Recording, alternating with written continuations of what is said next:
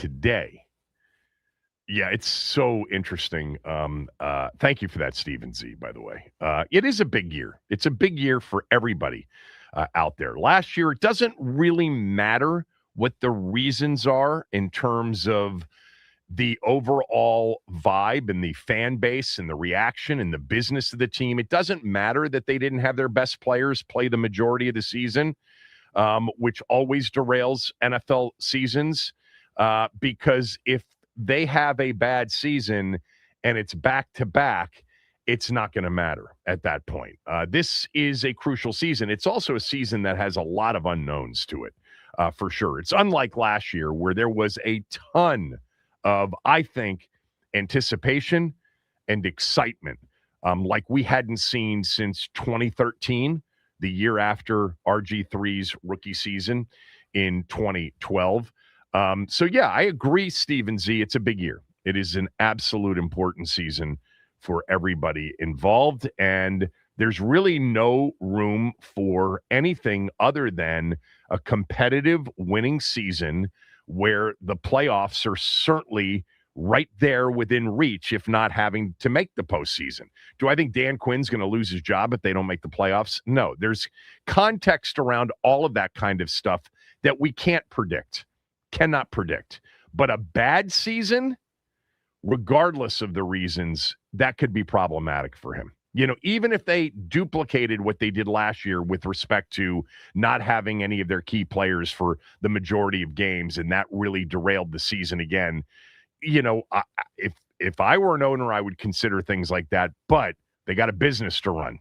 And so that always plays into those kinds of conversations. So, yes, I think it's a big year for Dan Quinn. I would not say he's on any sort of hot seat to start the year. And I don't even necessarily think the seat is super warm, but it could warm up quickly, no doubt.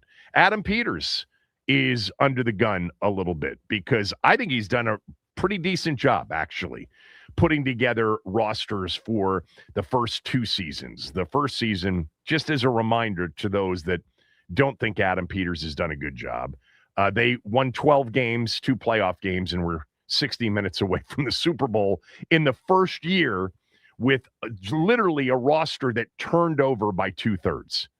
Now, a big part of it was getting the quarterback right at number 2. And we'll find out long-term whether or not the quarterback that he selected at number 2 was the best of the young quarterbacks to select at number 2. Time will tell, but obviously he was crucial that first year. And then as far as the quarterback goes, Stephen Z, I would just take a little bit of an exception to say, like, unless you were implying something different with Jaden than you were with Dan and with Quinn and with Peters. Yes, it's an important season. Every season is an important season. He just needs to stay healthy, because if he stays healthy, we've already seen the gifts, the talent.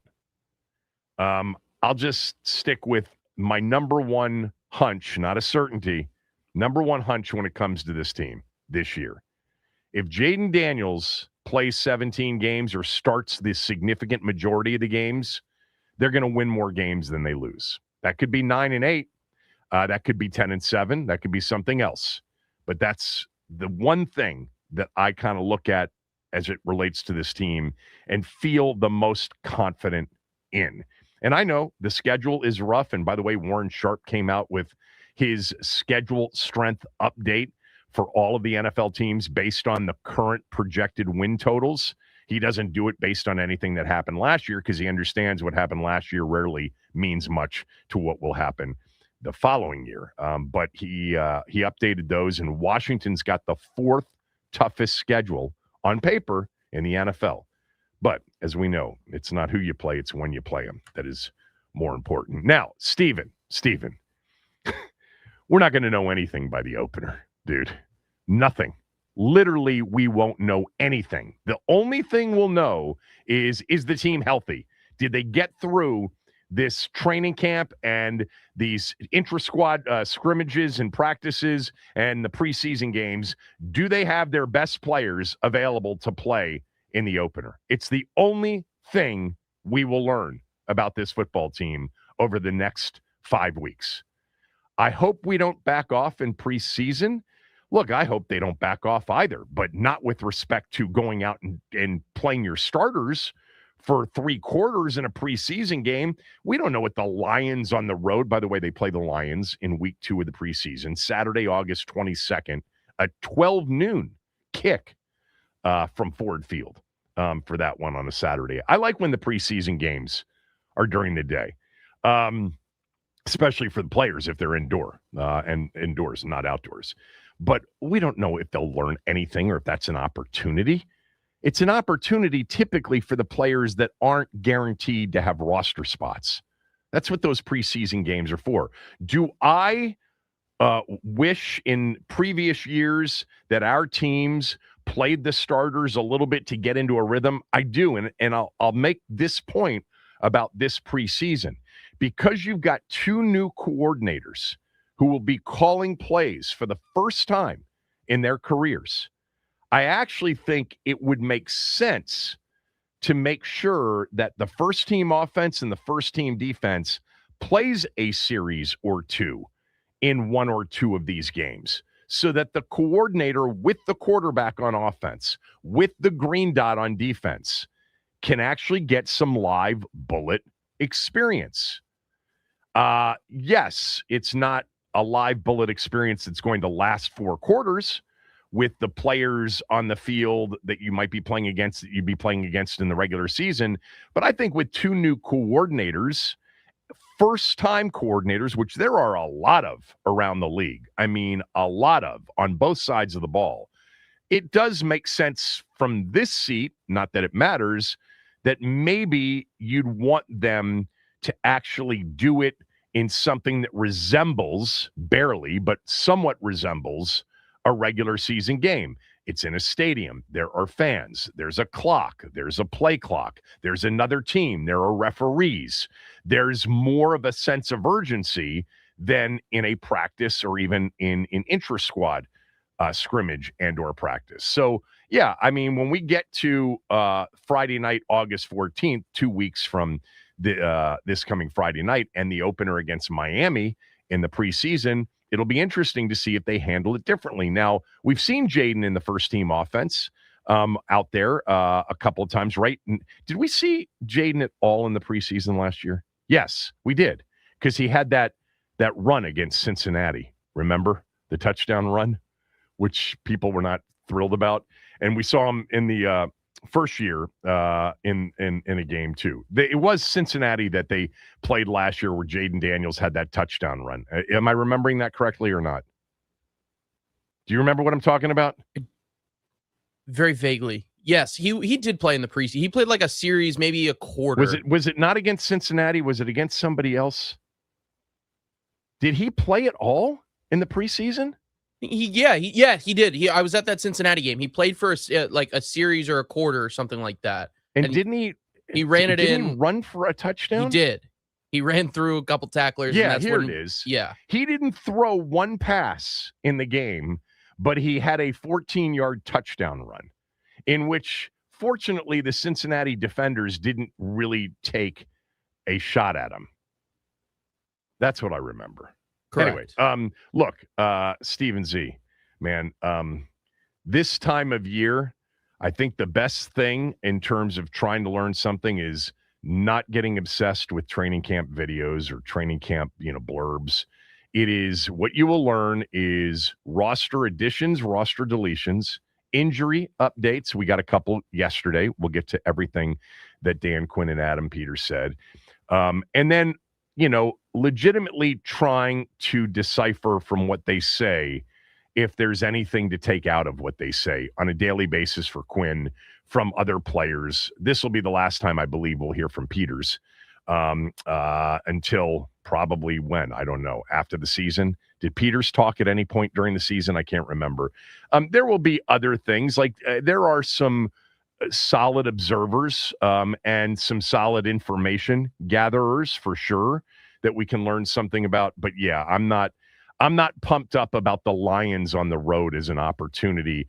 And I am convinced after, a half century of watching football closely that we're not going to know much about this team when we get to the opener, unless the team is missing key pieces. But I can't wait for that opener. I mean, there is no juice like real game juice. Like, this stuff is fake compared to that. For the players, too, and for the coaches as well. You know, I had Dan Quinn on the show. I've had him on the show 4 or 5 times, but the first time I had Quinn on the show was right before the 2024 season. And I pulled this, Max, and sent it to you earlier this morning. But I remembered, asking him about this time of year and what you learn about your team, what he learns about his team, and then how long it takes before you really have a handle on what your team is. And this is about a 2-minute portion of my conversation with him almost 2 years ago to the day. But this was him kind of talking about this time of year and what you really learn as a coach inside the building, and then how long it really takes you to figure out what you have. Is it even remotely possible to know truly how things are going before you've played a real game? I'd say that's a good question. One, I think you'll want to know, like, where's the health of the team? How are you doing? That thing, because that's a real factor. The second thing is, for us, having not played any regular season games together, I would say that's a little harder to predict. But what I can tell you, what I see at practice, good practice habits, the finishing, taking care of the ball. So, like, the habits, that you have, they don't get tacked on, Kevin, at the end of a championship season. They get tacked on when you put in the work to go. So, honestly, I can't tell you where we're at, in terms of the wins. Like you said, we're not in the regular season, but I can tell you that I think you'll like what you're going to see from the guys in terms of attitude and effort and play style. So that part, if you get that part right, then you can add a lot of other things onto it. But if you miss that part, all the scheme and offense or defense in the world isn't going to matter if you don't absolutely bring it. Yeah, that makes sense to me. Winning habits don't magically appear in the middle of a season. They're developed early on. I get that. With that understood, though, I think, one of the reasons the NFL is so entertaining, so popular, is that it's so unpredictable. Teams change so much, year to year, week to week, really. How long does it take, and you've been in this league for a long time now, how long does it take before you know what your team really is? How many weeks into the season does it take before you've figured out what you really have in your team? I would say it's probably you have to go through a couple of really adverse, tough situations. What you'll know is there are going to be a lot of close games in the NFL. Like, I think last year it might have been damn near 70% of our games were decided by a score or less. So in those close fights, Kevin, in those moments when you see yourself coming out, on the top of those, then you can tell. I'd say usually your run game's a little bit behind, tackling's not as sharp as it needs to be because you haven't tackled a lot, and those are things I think you get better as it goes. So, but you have to be in some fights, man. I'd say it's probably halfway through before you really have your team's identity for this season. You've been in some fights, who's going to come through in these big moments. So it takes more than a quarter of the season, I would say, for your identity to really take shape, because you got to be in some hard fights. Just to clarify again, that was before the 2024 season. They didn't play. So the close games he was talking about was when he was with Dallas as the defensive coordinator in 2023. But when you talk to people like Dan Quinn, people in the business, and you talk about, preseason and regular season, the real good ones understand that nothing is etched in stone. Nothing is cemented. It changes so quickly, and matchups mean everything.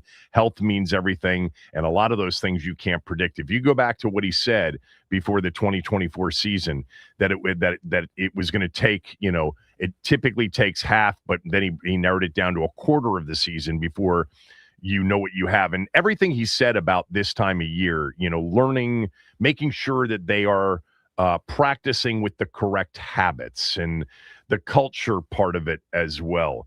But when you get to that regular season, that's when you can actually face legitimate adversity. The adversity, other than, fighting through injuries or whatever, isn't there. There's no juice in your actual competitions against other teams until the games matter. And let's not forget, the team started off, if you recall, not well against Tampa in the opener. And then against the Giants in week 2, they didn't even score a touchdown. They did kick 7 field goals. And then week 3, we got a taste of what the season was going to be when they beat Cincinnati on a Monday night. Cannot wait until September 13th. Can't get here quickly enough. This time of year is, for me, an interesting exercise of just paying attention to what they say. Because other than that, there's not a lot to learn between now and opening day. But I thought they said something yesterday about a specific player that was the most convicted they were during their 28-minute press conference last night. So we will get to some of that.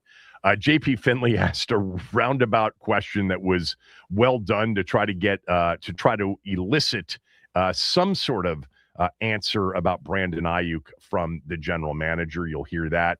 But we'll get to some of what I thought were the key moments and the key, perhaps, learning moments from last night's Dan Quinn, Adam Peters press conference. Meantime, real games, the Nats won. That was big. We're nearing the trade deadline. It's on Monday. And we'll see what they end up doing with Foster Griffin and Luis Garcia, who homered again last night. 8 runs, a lot of hits last night. This team would be dangerous if they got into the postseason with what they can generate offensively. All right, Quinn and Peters next.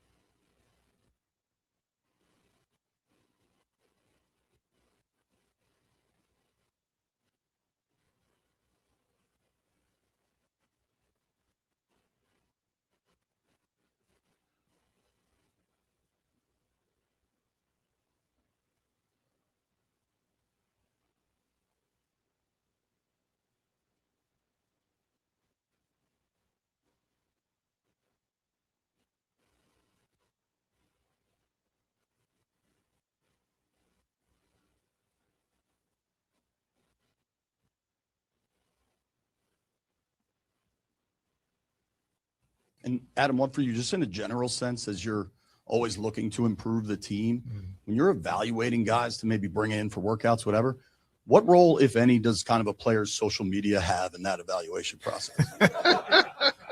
That's a good roundabout What a question. badass you are. Straight badass right there. But no, we look at everything, JP. I mean, it's a great question, but we do look at everything, and we want to make sure it's the right player to be in our locker room, in our bloodstream, and in our culture. And we often, we look at that stuff. I mean, it's not always the first thing we look at. Obviously, you're looking at the tape and you talk to the teams that the players have been on and how they were in the locker room, the players that have played with them, and so on and so forth to make those decisions. But that's not usually a huge part of it. Usually. Well played. Both of you. Good question by JP Finley and a good job by Adam Peters. Look, you try to do your best to read between the lines, to decipher. That one isn't very difficult for me.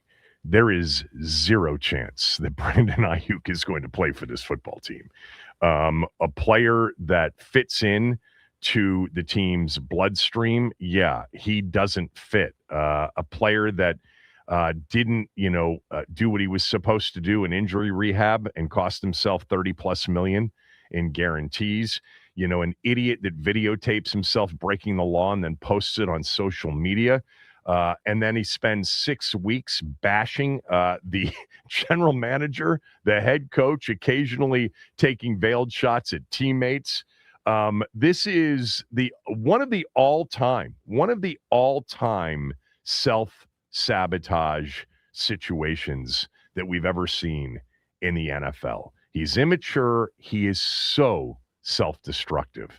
And that does not fit into the bloodstream of this team. There's no chance that what he is right now, and maybe there is some mental illness here, and have been plenty of people that have expressed concern for Brandon Ayuk, and maybe that empathy, the human empathy, is the best reaction to all of this because perhaps he needs some help. But we have seen literally somebody nuke his immediate opportunities. Never say never. When somebody's got talent, man, there's always somebody in the league that thinks they can figure him out and they can make him right. But that first part of the answer tells you all you need to know. He doesn't fit into their bloodstream. Somebody that is that self-destructive and somebody that spends 6 weeks bashing, insulting the management of the team, the coach of the team, is not going to be a part of their bloodstream. By the way, did you see yesterday another Instagram from Brandon Ayuk? About this was obviously in reference to Kyle Shanahan's very serious car accident. He Instagrammed out, "You can't win the race if you crash out. Keep your head up and stay in your own lane. You're gonna win." I don't. You gonna win. You gonna win. You gonna win. That's not exactly how you spell gonna, Gone. But spelling isn't necessarily his thing. Didn't he spell squad a little bit incorrectly the other day? Yeah, and he misspelled. He left the U off loud and put it on squad later. This guy needs help. He needs some really good advice. And, I'll keep coming back to the same thing. This is a waste of everybody's time now. Even though when he puts something out there in the bloodstream, I'm consuming it. I think you guys are too. It's not like I'm ignoring it. But this guy is, at this point, for whatever reason, and it could be illness, he's incapable of actually doing what you have to do to create the outcome that you want. I mean, you're talking about minimal steps, applying for reinstatement and showing up and facing the 49ers.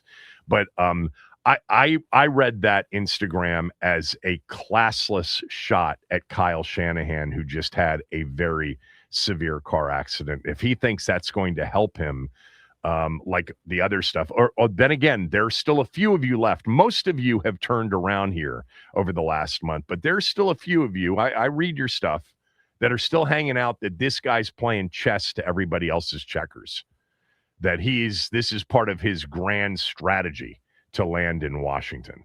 Yeah, not going to happen. The issue is, does somebody like Diggs fit into their bloodstream? I don't know. He said some things about the wide receiver room you'll hear, but I felt like the first time hearing anything about Ayuk, even though it was obviously very subtle in the way JP asked the question and the way Adam Peters answered it, all he had to say is, we need guys that fit into essentially the culture we've created. And clearly he doesn't fit.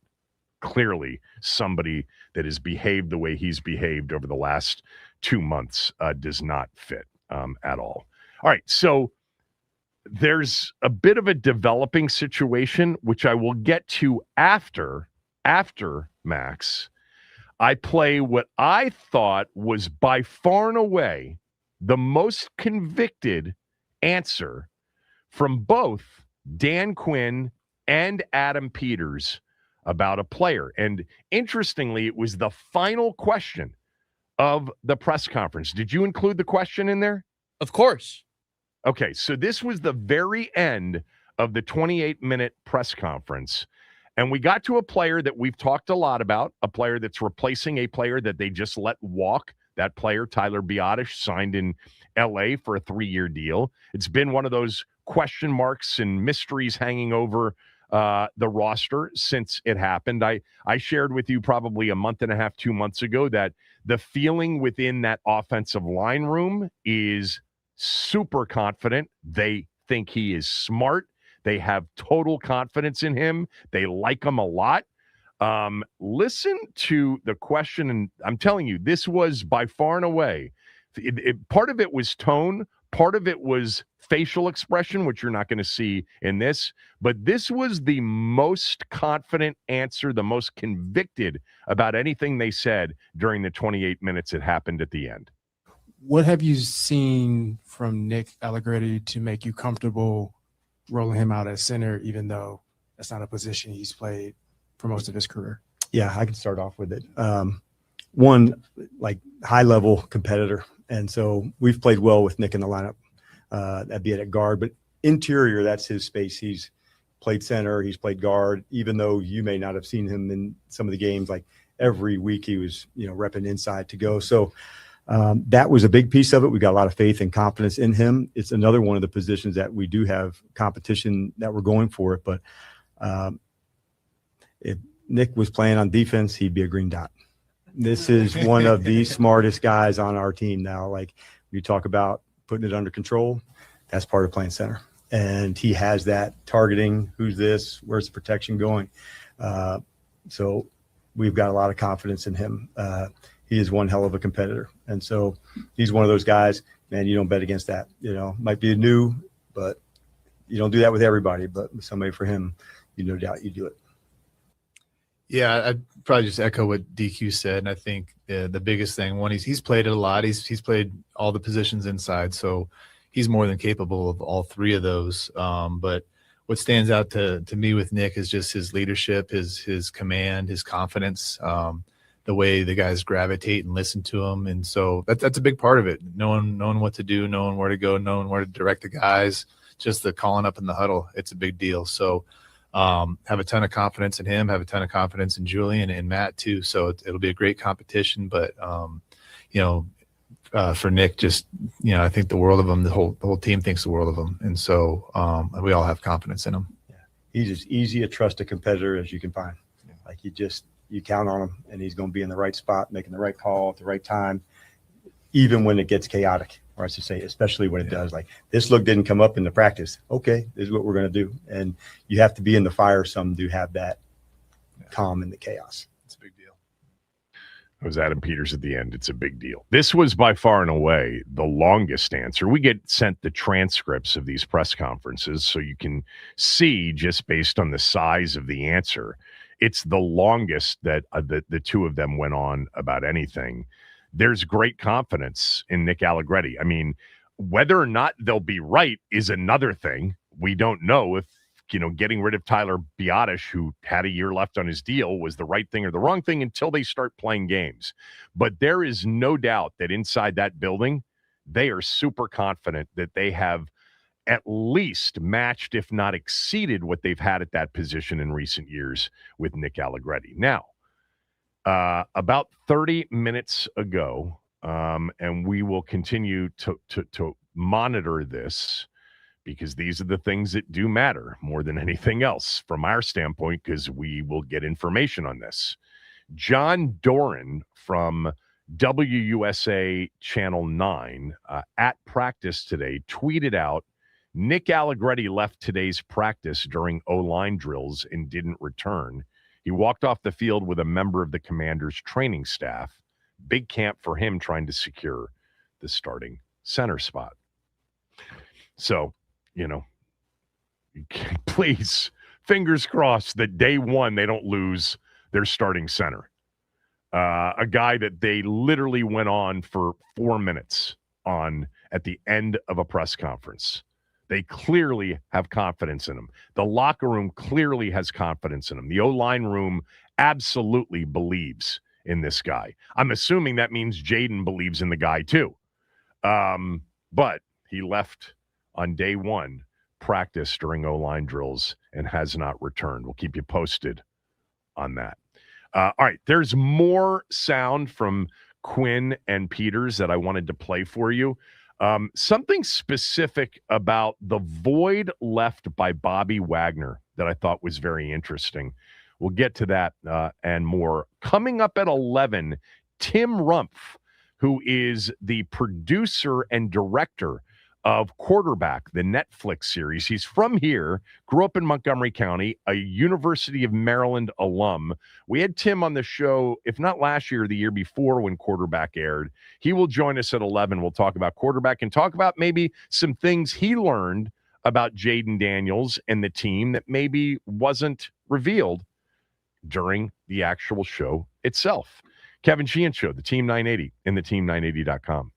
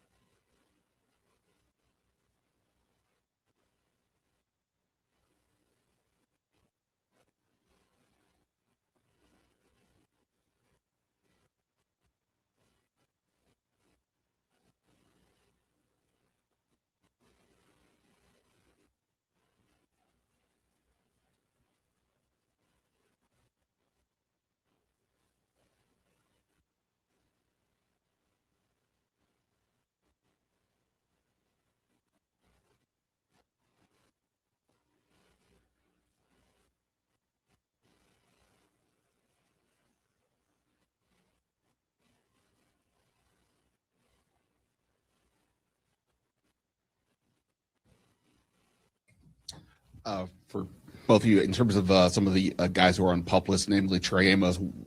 I know you don't have to talk about the injuries, but can you shed any light as to why he's still out? Because the timeline seemed like maybe he should be back by now.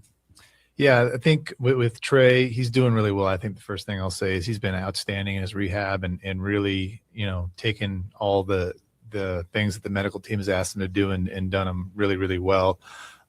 With him, just had a little soft tissue soreness in the off season, so we wanted to just take it slow. So he's doing really well right now. Just had a report on him earlier. He should be back soon as well. Just wanted to be overly cautious there, but he's doing great. He'll be back pretty soon.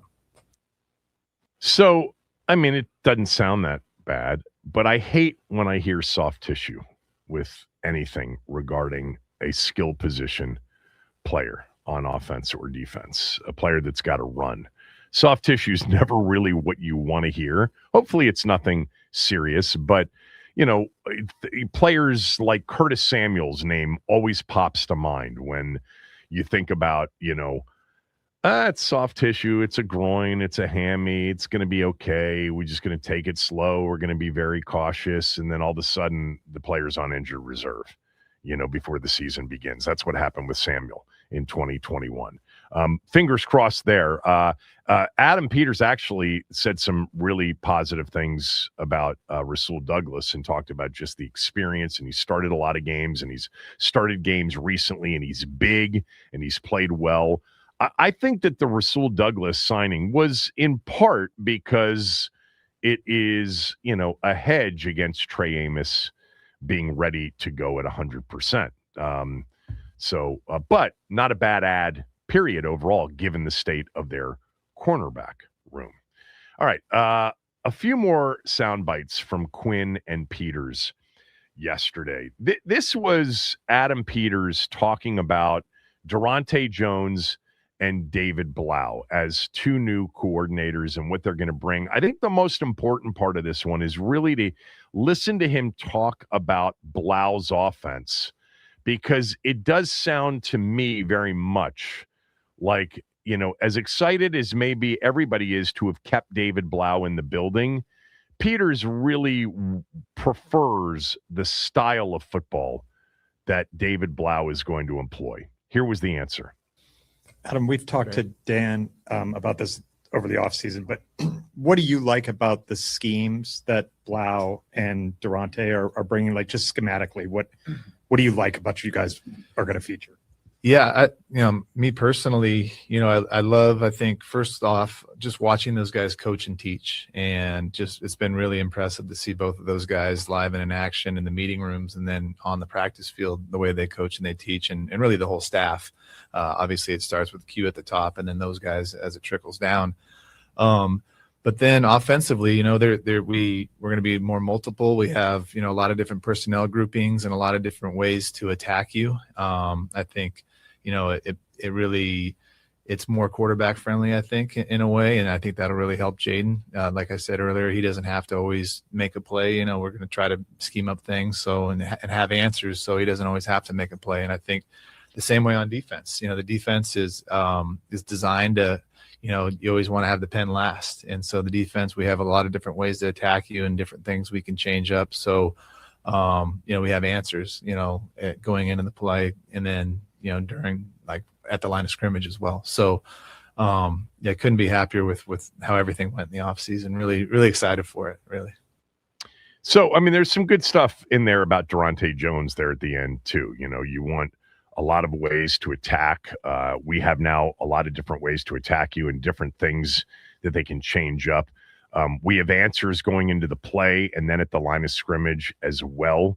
I don't know if that's a shot at Joe Witt Jr. And not having answers going into the play and at the line of scrimmage. But, man, did we see last year a lot of confusion, certainly post-snap, a lot of the time. But I thought the part that stood out to me was when he said, after, complimenting both coordinators for being good teachers, he said, offensively, we're going to be more multiple.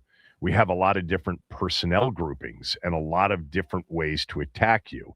And then he really got to what I think was on his mind and perhaps on Dan Quinn's mind a lot last year. And that is, I think it really is more quarterback friendly in a way. And I think that'll really help Jaden. Like I said earlier, he doesn't have to always make a play. We're going to try to scheme up things and have answers so he doesn't always have to make a play. And I think specifically what he is saying there is we schemed some things up, but if it wasn't there, the default was, hey, number 5, go make a play. And he likes being more multiple. He likes being in a situation where the quarterback can go 1, 2, and then 3 isn't run. I remember back in 2012, it was literally Shanahan and Mike and Kyle and everybody on that staff said they finally realized the offense goes this way for Robert. Read the first receiver. If it's not there, the check down is you running. That's what we're going to do. And once they really got to that, they became even more effective down the stretch. And I think as a rookie, for sure, you know, a new player, they wanted to make him feel comfortable. And I think Cliff did a great job of making Jaden feel comfortable and giving him an opportunity to be really successful and comfortable as a rookie. But after 1 and 2, maybe, because I think Jaden certainly could process and progress through his reads more so than a lot of rookie quarterbacks can. But it was, hey, man, when in doubt, go make a play. Whether that's with your legs as a runner or with your legs as an extend the play and throw the ball downfield, go make a play. By the way, quarterbacks at the highest levels, the best, have the ability to extend the play and make something happen outside the framework of the play. But he told you right there that this is, for him anyway, a more quarterback friendly, and in so many ways, perhaps he's saying a safer offense for Jaden Daniels. We'll see what exactly the offense looks like. I mean, when people have said over and over again, it's just going to be the Ben Johnson offense. It's not what David Blau has said the times we've heard him. It's not even what Dan Quinn has said when he's talked about it. It's going to be a blend of Ben Johnson and certainly some of what he learned from Kevin O'Connell, which comes straight from multiple spots, by the way, including Jay Gruden, but certainly going back to Sean McVay, which came from Kyle. And there's going to be, and Blau has said this, some of what Cliff did that was very comfortable and worked very well with Jaden. So my belief more than anything else in terms of what I feel most confident in saying about this offense from afar, like most of you are, is that it is going to be an offense that has a significant increase in play action pass attempts. Washington was near the bottom of the league with Cliff Kingsbury in true play action pass attempts. RPOs near the top of the league, but pure play action where the quarterback sticks the ball into the gut of a running back, pulls it back and drops back. True play action, whether that's from under center or in the shotgun, and more times than not, compared to the first 2 years, it will be under center. And he'll turn his back to the defense. And by the way, I think I said this even before Cliff Kingsbury was hired, or even before we saw what the Cliff Kingsbury offense would look like in 2024. I thought that a Kyle Shanahan, Mike Shanahan style offense is a perfect fit for Jaden. So we'll see. But I thought that was an interesting quote from Adam Peters. And then the next one I wanted to play is from Dan Quinn. This was Dan Quinn on the absence Bobby Wagner leaves with respect to leadership. And DQ, leadership question for you. Obviously losing Bobby Wagner, big voice in that locker room. You have Terry McLaurin, a great voice. Who are you looking for in terms of a leadership perspective? Jaden, year number 3, how is he going to evolve as a leader? And then on defense, who are you kind of leaning on to be that voice in that locker room? Yeah, I'm excited to find that out. And Bobby's rare. And in the most biggest sense, that you can say that, there's a number of like really strong leaders, some that are still emerging, and I'm excited to see that. This offseason, you felt same still in every sense of the way. You felt Robertson in his sense of like the way he wanted to compete.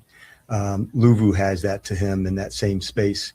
So as we're going into that spot, Reeves has always been somebody that I've looked at as a leader, more on teams, but on the defensive side. But there's a number of guys that I'm looking to see take that step. And sometimes you need that spot to be available to do that. And so where we all look to Bobby in that spot, maybe now is my time to go for it and dig in. And so moments like this camp to lead and find your space, it's a new system, so everybody's on the same page in terms of the knowledge of it. I'm excited to see that.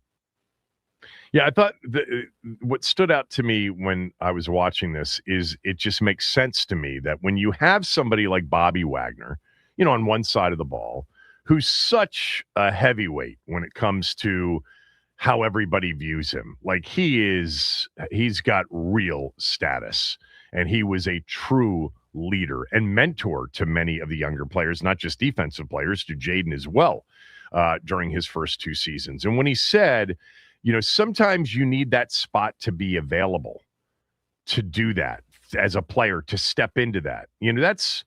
That's a rare thing for, a player that has natural leadership ability to take a step back to a more seasoned, more experienced, and the obvious leader of the team. And if that's, they had one for the first 2 seasons. Say what you want about Bobby Wagner's play on the field. And by the way, he was their best tackler both years. And he was also a decent pass rusher, just not real strong when it came to needing to run very fast in coverage. We understand why he's not back on this roster, but an incredible culture guy, incredibly smart, incredible leadership ability. But there could be others, and he mentioned a few. Jeremy Reeves, they all love Reeves. Sandra Still, Amik Robertson, Frankie Luvu. He actually talked later on about Luvu potentially, along with Sonny Styles, being the green dot on defense. I've seen some things recently that some of you have reached out to me to say, do you think they'll trade Luvu since they have an absolute overflow of talent at that spot? I don't know what they'll do, but I like Frankie Luvu. And in terms of the other players, I don't think like any of them stand out so much more than Frankie Luvu's talent. It sounds like Frankie Luvu's a guy that they're going to count on this year. But sometimes you can't become a leader until a leader's gone and that space is vacated. Few more sound bites that we'll play throughout the show. But up next, Tim Rumpf, producer, director of the Netflix quarterback series, will be my guest.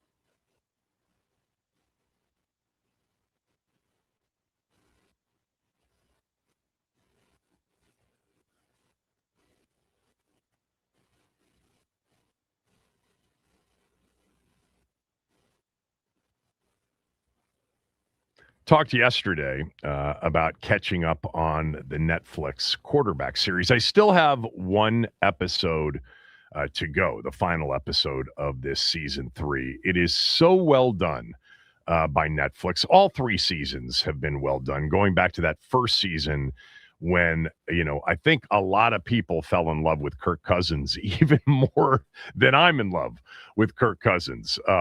Last year, Joe Burrow and Jared Goff were kind of the stars. And then season 3, Jaden Daniels is one of the quarterbacks, along with Cam Ward, Baker Mayfield, and Joe Flacco. Joining me right now is an NFL Films producer, the quarterback on Netflix director. He's done Hard Knocks. He's done A Football Life. Tim Rumpf is back with us. We had Tim on the show, I think, during the summer of 2024, the first summer that this aired. Tim's local, grew up in Montgomery County, went to Maryland, right? Because I see your hashtag, he a Terp. So I'm assuming you went to Maryland, and that's my memory. Where did you grow up in Montgomery County? Where'd you go to school? Yeah, so I grew up in Gaithersburg, Maryland, and then I went to Watkins Mill High School, and from there, obviously, went to University of Maryland. So, yeah, local guy through and through. Yeah, I remember when we talked 2 years ago that you were local, just couldn't remember specifically where you went to high school. So, tell me about this season 3, and let's just start with this because I think a lot of fans are always curious, the access and how you guys do it without the teams pushing back on all of the accesses perhaps being disruptive. Yeah, well, I will say I think that's certainly something that's different, that's changed over the last couple of years, especially with just Washington's franchise at least. Certainly when Josh Harris and his group took over, I think they certainly have been more open to these types of shows and allowing that access. So, obviously, as we discussed, someone that's local, someone that's grown up loving Washington football teams. I was super pumped when I first heard that Jaden had signed up for the show, just because I knew it was going to be great football action. I knew that as a fan, I was going to get a front row seat to something that I was going to have a really good time capturing. Obviously, going off the year before where, the Commanders were in the NFC Championship game and Jaden was the Rookie of the Year, I had high expectations for the type of story we were going to be telling. I was thinking I was going to be capturing him popping champagne in the locker room of the Super Bowl, but yeah. Unfortunately that didn't go our way, but it still was an interesting story to tell either way. Tim, if I recall, you spent a lot of time with Cousins that first year. Did you just essentially tell me that much of your time was spent with Jaden out of the 4 quarterbacks for this season? Yes, exactly. So how it operates is pretty much we have one director that kind of embeds themselves with each subject. So, I think just building that relationship is part of what makes this show so great. So we have one individual that kind of follows each player for the season. All right. So a rough season to follow Jaden, all of those expectations. We had all of those expectations as well. It obviously didn't work out that way. Give me, from being with Jaden the entire season and being with the team, give me your top 2 or 3 things that stood out about him and the season last year. I think the number one thing that really jumped out was, obviously we all know just the amount of injuries that he had to deal with, but just his reaction to them, just his level of frustration. I've been around a lot of guys and they can handle these different situations and adversity differently. And just as someone that was a fan of Jaden and really was interested in telling his story, it really struck me just how frustrating, the level of frustration that he had. Obviously early in the season when he had the minor injuries and had to miss week 3 and week 4, but then obviously once the big one hit against Seattle in week 9, it was kind of the number one thing that he loves was just taken away from him. And I think a lot of these guys, like Kirk that I've dealt with or some other guys, when they go home, they've got kids that they're going home to, or they have other, business interests and stuff. And really with Jaden, football is his life 24/7. And so when that was taken away from him, it was devastating to witness. And I think that will really go into driving him as he gets ready for this season. Yeah, I thought that the 2 things with Jaden specifically, and we'll get to some of the other quarterbacks, but The Seattle injury was tough to watch because he obviously was in great pain and thought he had broken his arm. He dislocated his elbow. I still hate, and Tim, you're a fan of the team. I hate that he was put into that position. I think it was, they were getting their ass kicked. They had no chance to win the game. It was late in the game, and they were running an RPO, on a condensed field. I'm curious, was there any follow-up because it wasn't revealed? I was really interested in that Seattle game as much as anything to see what sort of follow-up there was. Was there regret from the coaching staff that they had him in there and that they ran that play? I don't believe so. I think it was more, I mean, obviously, knowing the outcome now, you can always kind of, hindsight is 2020. But I think in the moment, and I was curious to ask Jaden this question myself too, was just, what if they had said, hey, you're coming out. Like, we're pulling you out. You're not doing it. And he said, I would have refused. There's no chance. I'm not coming out of that situation. I would have felt like I'm letting my teammates down. I would have felt like I'm letting myself down. In my mind, a game is never over no matter what the score is. So I thought that was very interesting, like you said, as a fan, certainly as a director of the show, just to find out that was his mentality in that moment. And I don't think there's anything anybody could have said in that moment that would have had a different outcome. Like he is the competitor that he is, and he wants to be in that moment just for himself, but also just for his teammates up to that last second of that clock.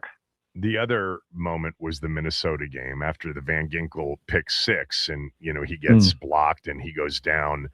That's when he looked super despondent. You guys had great shots of him coming out of the tent. And do you think in that moment he knew his season was over? I think he had an inclination. It kind of seemed that, this was, obviously he had worked so hard to come back. I mean, in speaking to him after the Seattle game, I had assumed he was going to be shut down from that point. But just like I said before, his passion for the game and passion to be there out there for his teammates, it makes sense that he tried to come back and everything. So I think in that moment, he knew, hey, if anything happens, I'm not going to have an option but to be shut down at this point, just because, where the team's record is and everything. So, yeah, I think it was probably the season as a whole hitting him in that moment of being like, hey, I've worked so hard and just nothing seems to be going my way. So, they ended up, essentially sitting him for the rest of the season, as you know. And one of the things that I took away, and I didn't audit this, so I don't have the actual count, but it does seem to me, and it makes sense because he didn't play a lot of football last year, that Jaden's probably featured less than any of the other quarterbacks, maybe right there with Cam Ward, but a lot less than Flacco and Baker Mayfield, in part, right, because he wasn't playing. Yep. Yeah, I think that's an accurate statement, probably mostly because he's not playing, but also I think it's just like when you take into consideration just everything else that happened with those guys. I mean, you have Flacco that got benched at one point, then gets traded, joins a new team, gets benched again, because obviously Joe Burrow comes back, and Baker Mayfield just being electric with all of his game wires. I certainly think if Jaden had played more, we would have been able to get more content in there, just because, I mean, if you look back on his week 1 wire against the Giants, he's awesome. He's out there talking trash, and same thing with week 5 against the Chargers. It's really, really good stuff. So I really find that, I mean, obviously we all know, he's kind of openly said he's more of an introvert, but what I found was awesome was when he was on the field, whether in games or in practice, that's where the best stuff came from him, just because that's where he's most comfortable, and that's 100%. Where he does show his most personality. Yes. Yeah. He's clearly an introvert off the field and much more comfortable on it. I'm curious, did you guys learn anything about the decision that went in to sit him for the final 4 games of the season? Because that was a very heated time following that Minnesota game, about, how serious was the injury really? Would he had it been a meaningful game? Would he have gone back into the game? Had the season still been in play? Would he have played the final 4 games? Because it felt like they were still considering playing him against the Giants the following week until they just said, no, he's shut down. We're done. They actually didn't do it that way. It was almost a week-by-week thing until they got to the Philly game. But did you learn anything about how that decision came about? I don't think anything that's not, in the actual show itself. I think there was obviously a lot of uncertainty there. Like, I was talking, Jaden's a super competitive dude. I'm sure after that Vikings game, he still would have wanted to play, and the team's got to think long term and short term as well. So, I mean, I think what's in there is what we know, and I think pretty much what we saw them saying in the press as it was during that time kind of is exactly what we had. Was he easy to work with? I would say, yeah, absolutely. I mean, look, anybody that gets hurt is certainly going to have a lot of frustration, like I said, but he was great to work with. I mean, he still, whenever we were calling him to ask him to do certain things, he was more than welcome to have us. Obviously, wore all of his microphones, even when he is sitting for 4 or 5 straight games, still engaging with all of us in the crew. So as a fan, I really enjoyed the process. Talking to Tim Rumpf from Netflix, was the director producer of the quarterback series. I highly recommend it. Again, all 3 of these seasons have been spectacular. You guys really bring the most out of these guys that can be brought out of them. Just 2 more on Jaden.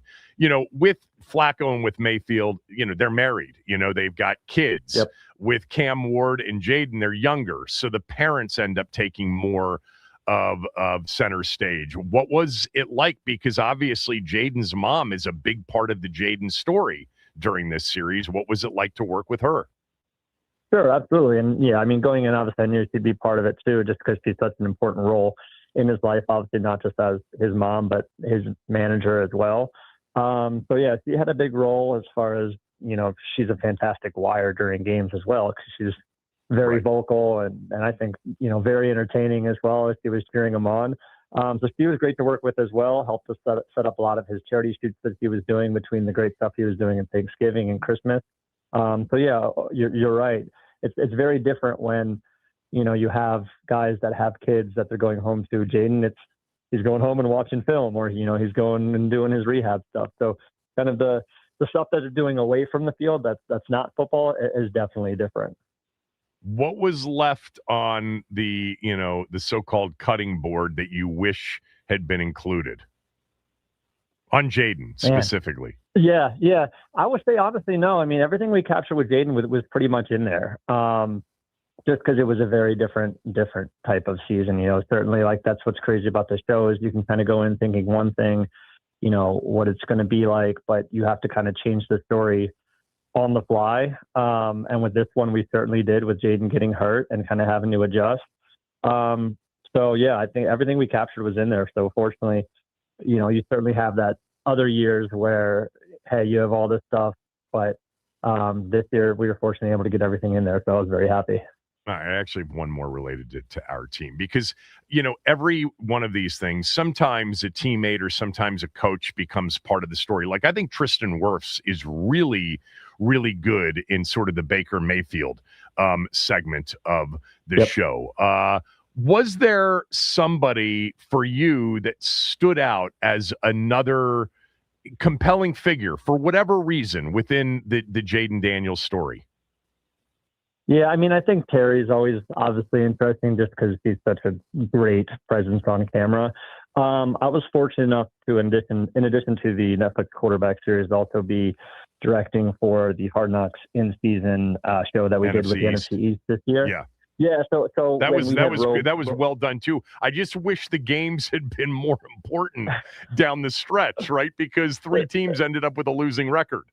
Yeah, it's another one of those shows that would have been fantastic 1 year earlier when we had the run to the NFC Championship. But I bring that up just because we had cameras all over the building and guys mic'd up during practice and stuff. And the one that jumped out was really his relationship with Bobby Wagner, which I know he's mentioned before as the mentor for him. But it really came across that, it was somebody that he really respected. And for some reason, Bobby really took a liking to Jaden as well and was really trying to teach him. And I think that the lessons that he learned are going to pay dividends for years to come. That's really interesting, because Quinn yesterday had a lot to say about, Bobby Wagner not being here and what a void that is, and guys that are going to kind of try to step up into that void. All right. So I love this show. I've loved it for all 3 seasons. the first season, I thought for sure, I mean, and I think you and I talked about it. I mean, Cousins was kind of the star of that first season. And there's no doubt in my mind that if you didn't know a lot about Joe Flacco before this, that he is by far and away, his wife, the family, and by the way, just the players, the way they sort of treat him as there's a lot of respect for this dude. You can just feel it and see it. So give me the overall, sort of Netflix takeaway on the Joe Flacco portion of this season 3. Yeah, I thought he was tremendous. And I think I get a lot of the same response that, from friends or people that I know before each season, like, hey, who are you going to do next year for quarterback? Can we get, X, Y, and Z? And they list off, the top 3 quarterbacks in the league in their mind. But I always think, the model that we tend to gravitate towards is, hey, get 3 or 4 guys who are at completely different stages of their career, because that's how you get different, compelling stories. You don't want to have to tell the same story. And that's where Joe Flacco really comes in. And I'll admit, before the season, when, his name was being discussed, I was kind of on the fence. How good is that going to be? Obviously, it's a different story, but, he's at the tail end. And I agree. He was super compelling, obviously with the benching and the trade, but also just he brings a different perspective than the younger guys like Jaden or Cam, because he's seen so much throughout the entire years and has been able to build so many relationships, like, with his O-line and different receivers and everything like that. But yeah, I mean, just his story about, the car that he won from the Super Bowl is just sitting in his garage with dust all over it. And it's just fantastic. And it's not something you're going to get from younger guys, but, hopefully those are the stories that Jaden's telling 10 years when he does a show like this.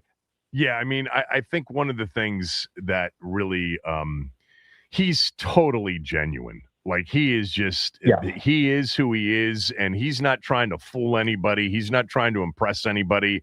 And yet, what he's been able to do and what he did last year when he got to Cincinnati is super impressive. Yeah, it really blew me away. Even, I mean, obviously, we all lived it last year, but then watching it back as we start going through some of the edits, it blew me away how well he played. And if they had a slightly better defense last year, then they would have gone to the playoffs. It would have been. Yep. Yeah. It could have been incredible. Yeah, I actually was thinking about that, right? This is the first season where you did not have a playoff quarterback. Yeah, which obviously is, again, like I was saying, it's not one of those things you can script. Obviously, we'd love to have it every single year where it's season 1 and one of our guys like Patrick Mahomes goes to the Super Bowl and is the MVP, but it's still interesting regardless, because you still have half the league of quarterbacks that their season does, unfortunately, end that final week. And the scene, I think you mentioned you hadn't gotten to the last episode, but we're with Baker Mayfield, watching that final game where he's the finding Saints out, Falcons game. Yeah. Yeah, it's completely out of his hands. And that's unfortunately a scene that happens for lots of quarterbacks around the league every single year. So it certainly is compelling to see. Well, I can't wait to watch that, because I think that's pretty much how the Joe Burrow season ended, with him sitting on his couch watching a game that was going to determine whether or not they made the playoffs in 2025. I'm pretty sure. So Baker Mayfield, let's just talk about him real quickly. What were your kind of, big takeaways from that segment of the show? I love Baker. I mean, I think he's one of the best current quarterbacks as far as just mic'd up segments on field. I think just his confidence, his trash talk out there is just insanely entertaining. And then I think just seeing a different side of him at home has been really good too. With obviously he's got one young child and his wife is pregnant with another in the show since he's given birth. But I think it's really cool to see, that side of him, his stuff on the field. And then I think the shoot that we did with him in New York at the New York Marathon, where he's just loving riding the subway to and from locations, was just awesome TV. Yeah, and boy, he was banged up and played hurt a lot of the season. That's for sure. I love the going back to that, Thursday night game in LA when the Rams brought him in literally with 48 hours, and Sean McVay, you guys worked in telling the story, and maybe some hyperbole as it relates to the armband and what was on it and the plays, but that was great. I actually love the way you guys worked in some of the Flacco in Baltimore stuff as well, which was really good. The best scene though, and I saw that you tweeted it out, is just when Joe Flacco's wife and oldest son, it's the week 2 game in Baltimore when the Browns are playing the Ravens, and they both admit that they benched their husband and father in their fantasy leagues. Hysterical. It's just great stuff. And that's my favorite thing. It's like not only the players, but when you throw a mic on the players' families, you just have no idea what you're going to get, which is just, that's part of the show. I mean, because, yes, you're getting to know the players, but you're also getting to know all the people around them. You know, Tim, one of the things too, when you guys had Flacco watching, on that week, they played Thursday night. And so he went home and watched his 2 boys play football. Yep. He's not the engaged father, that's for sure. He's just as laid back, it looks like, as a parent as he is as a quarterback. It's pretty funny, actually, because where he lives in Haddonfield, New Jersey is not too far from here. Mount Laurel, New Jersey is home to NFL Film. So I've been fortunate enough to see him on the sidelines in person a couple times. And it's as he comes off from the show is exactly how he is. He's laid back. And I think you find that with a lot of the guys in the NFL. They have a good perspective on, youth sports, which definitely came across with Joe. Yeah, it's well done. I can't wait to watch the final episode. So this is going to continue, right? I mean, the league probably loves this show, right? I mean, all I hear is positive things, so I hope it keeps on going. I can't wait to see what we do with Netflix next year. So who's the quarterback or quarterbacks that you'd love to do next? Gosh, I mean, I think it's an endless list. I mean, obviously, a couple other guys that were in Jaden's draft have all been done pretty well between Drake May and Caleb Williams and Bo Nix and Josh Allen and Matt Stafford are always in the MVP discussions, and, any of those guys would be good. But I think what we've found out is kind of the great thing is it doesn't matter what quarterback you do, you're still going to find great stories. Or even, the one year we did receiver, even if it's different positions, that's the great thing with the NFL. You've got so many guys with so many great stories that you almost can't go wrong. What's the percentage of guys that have said no versus the guys that eventually you did? I wish I had a better staff for that, but so our partner is Omaha Productions for that, which is headed up by Peyton Manning, which is a good guy to be partnered with. Sure. So Peyton's the guy that has those conversations with the quarterbacks, and then I'm kind of sitting back and they let me know, hey, we got Jaden, we got, X, Y, and Z, and then we get up and go from there. But, I'm sure he's constantly having those conversations and trying to line up those guys. And, I'm hoping I get some news soon as far as what's going down next year. By the way, just out of curiosity, I don't know the answer to this, and maybe I'm sure it's been announced, but is there a Hard Knocks team this summer? Yes. So the Seattle Seahawks are on Hard Knocks this summer, and that'll debut next week. So, first time we've had the Super Bowl champion since the Ravens way back 20 plus years ago. So it should be a great show. Congrats, Tim. Great series. And I really enjoyed it. And it's interesting because, I went into it thinking, all right, maybe we'll get a couple of nuggets on Jaden here and there. But you're so right. On the field, he is opposite to the way he is off the field. And his lack of availability last year, obviously, some of it may have been it was interesting for sure, but it would have been better, as you said at the beginning, had it been a repeat of 2024. That would have been fun. Great job. Congrats. Appreciate the time. Thank you very much. Always love coming on. Tim Rumpf, everybody, the director of the Netflix quarterback series. I highly recommend it this summer because Flacco and the whole Flacco story is great. Baker Mayfield is interesting. I didn't even ask him about Cam Ward. I think I mentioned this to you, Max, yesterday. I actually came out of this show thinking this guy's going to be he's good. He's so talented. Right. And there's something about him that I think we're going to see and hear a lot about Cam Ward in the coming years. I mean, he was the number 1 pick in the draft. All right, Kevin Sheehan Show, the Team 980 and the team980.com.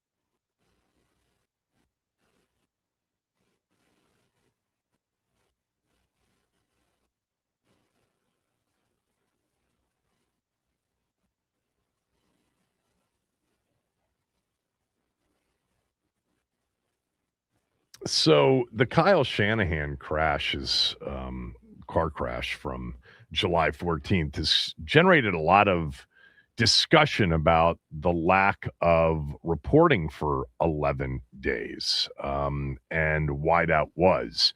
Matt Barrows, who covers the team, the 49ers for The Athletic, took everybody through kind of a step-by-step of who knew and when and why it wasn't reported. But yesterday, Kyle Shanahan, who is at practice but not coaching the team, he's still having concussion symptoms that make loud noises, loud music, and the studying of film very difficult for him.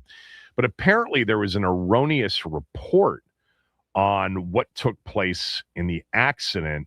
And it was initially stated in the actual official report of the accident that a 21-year-old woman who was driving the SUV was at fault. Kyle actually pulled a bunch of reporters into a meeting yesterday to make clear that he was at fault for the crash. He spoke publicly for the first time yesterday, spent 30 minutes with a handful of 49ers and Bay Area reporters to address, some of the particulars of the accident. But he was very adamant to say that the report erroneously assigned blame to the 21-year-old woman. He said, quote, "I hit her. I don't know why it was reported that way on the collision report database. The police report basically had it wrong." And then he gave his full version of the events that led up to the accident between his Tesla and the other driver's SUV. He said, quote, "I was going 20 miles an hour.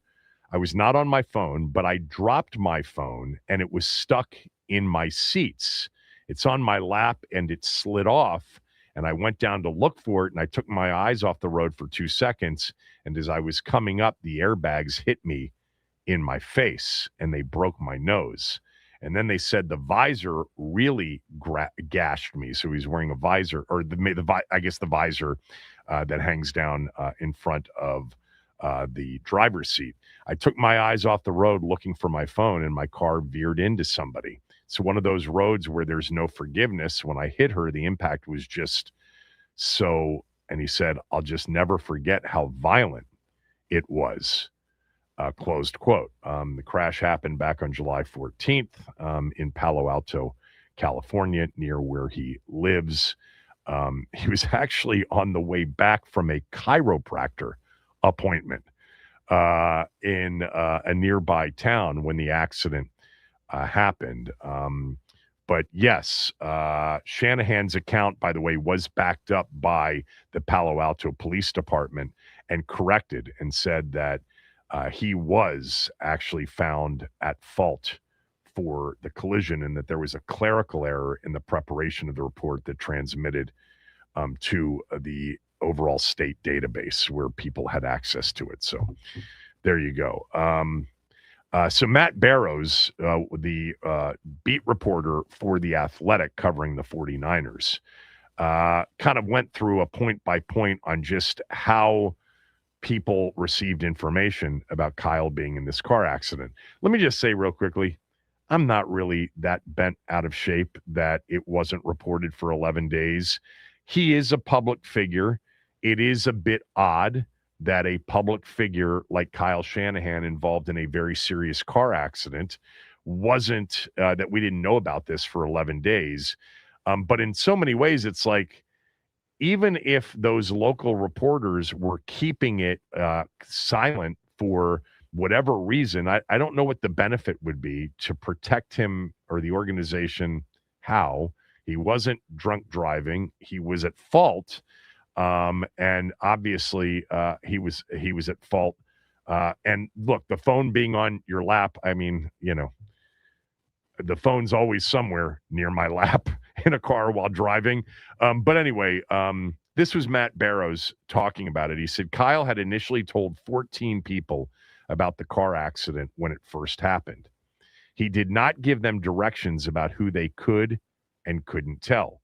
There was one member from the media who was told about the accident prior to it being reported on social media. That one reporter was not Tim Kawakami. Tim is a longtime Bay Area columnist and reporter.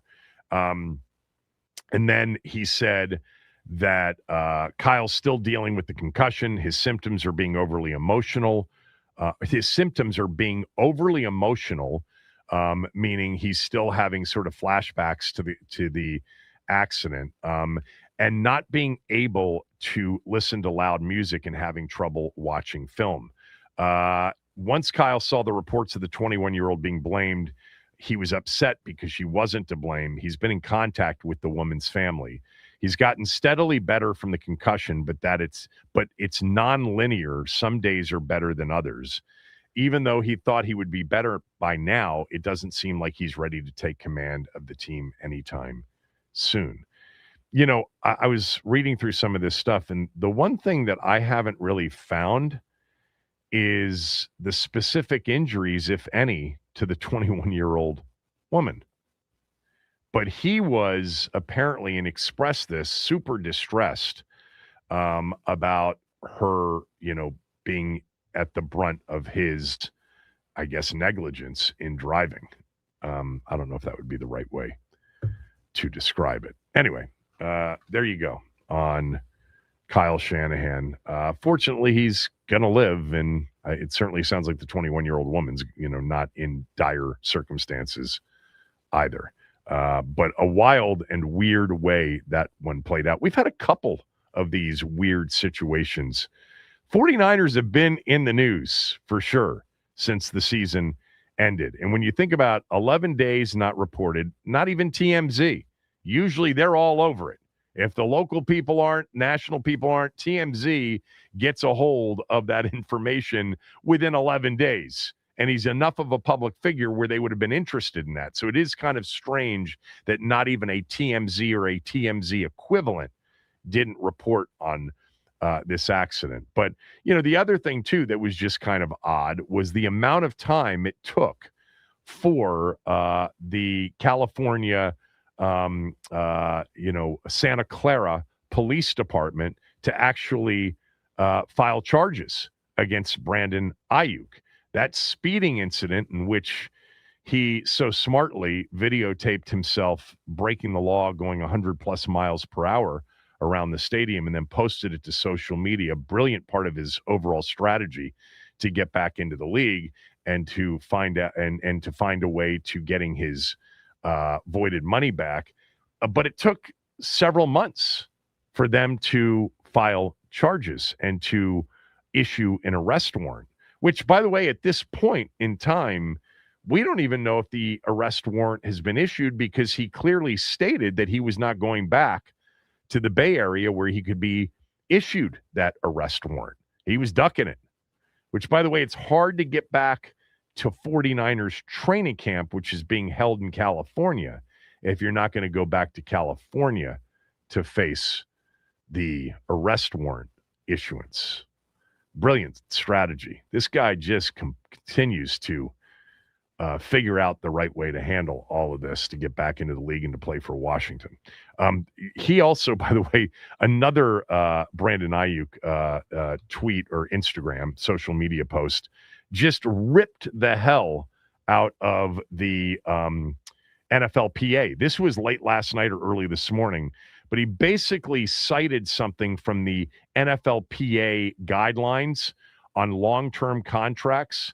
And he, the guarantee is what he wrote: provide a formal assurance or promise, especially that certain conditions shall be fulfilled relating to a product, service, or transaction.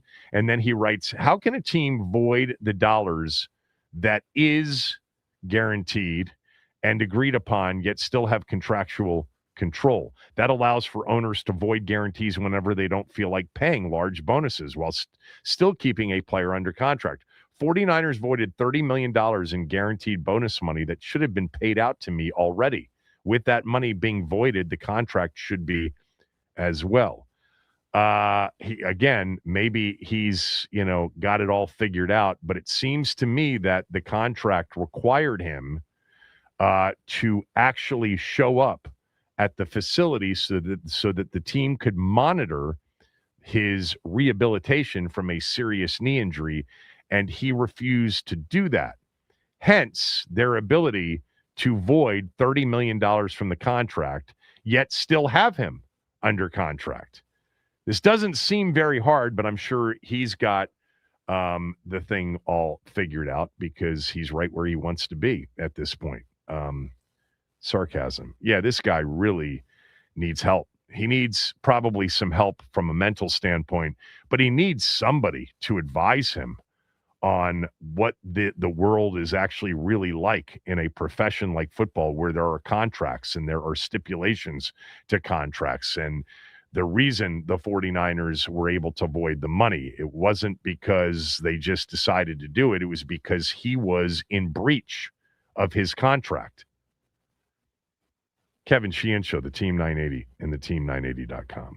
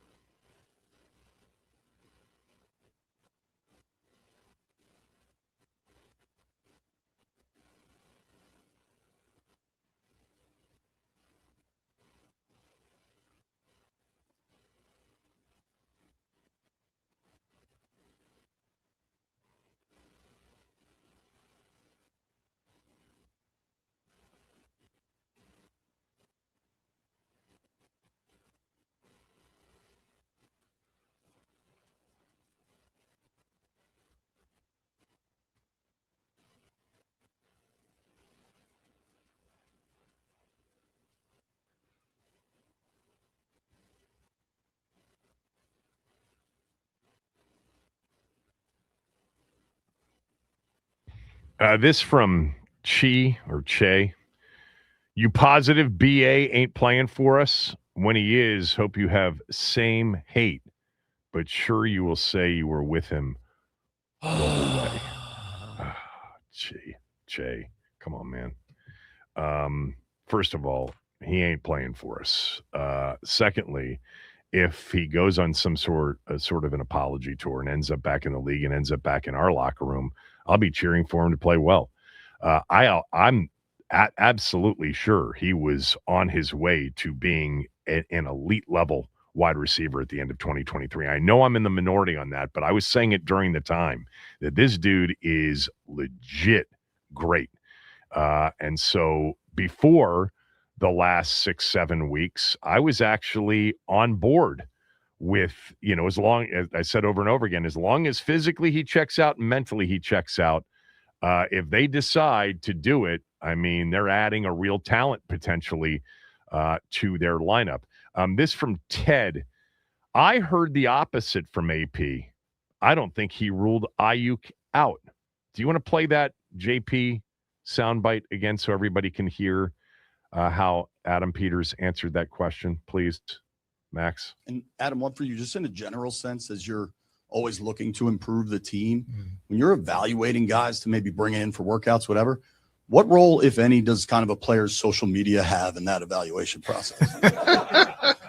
That's a good roundabout question. Badass you are. Straight badass right there. But no, we look at everything, JP. I mean, it's a great question, but we do look at everything, and we want to make sure it's the right player to be in our locker room, in our bloodstream, and in our culture. And we often, we look at that stuff. I mean, it's not always the first thing we look at. Obviously, you're looking at the tape and you talk to the teams that the players have been on and how they were in the locker room, the players that have played with them, and so on and so forth to make those decisions. But that's not usually a huge part of it. Usually.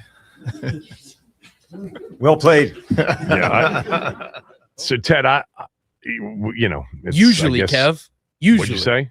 Just said usually. There's the caveat. Usually.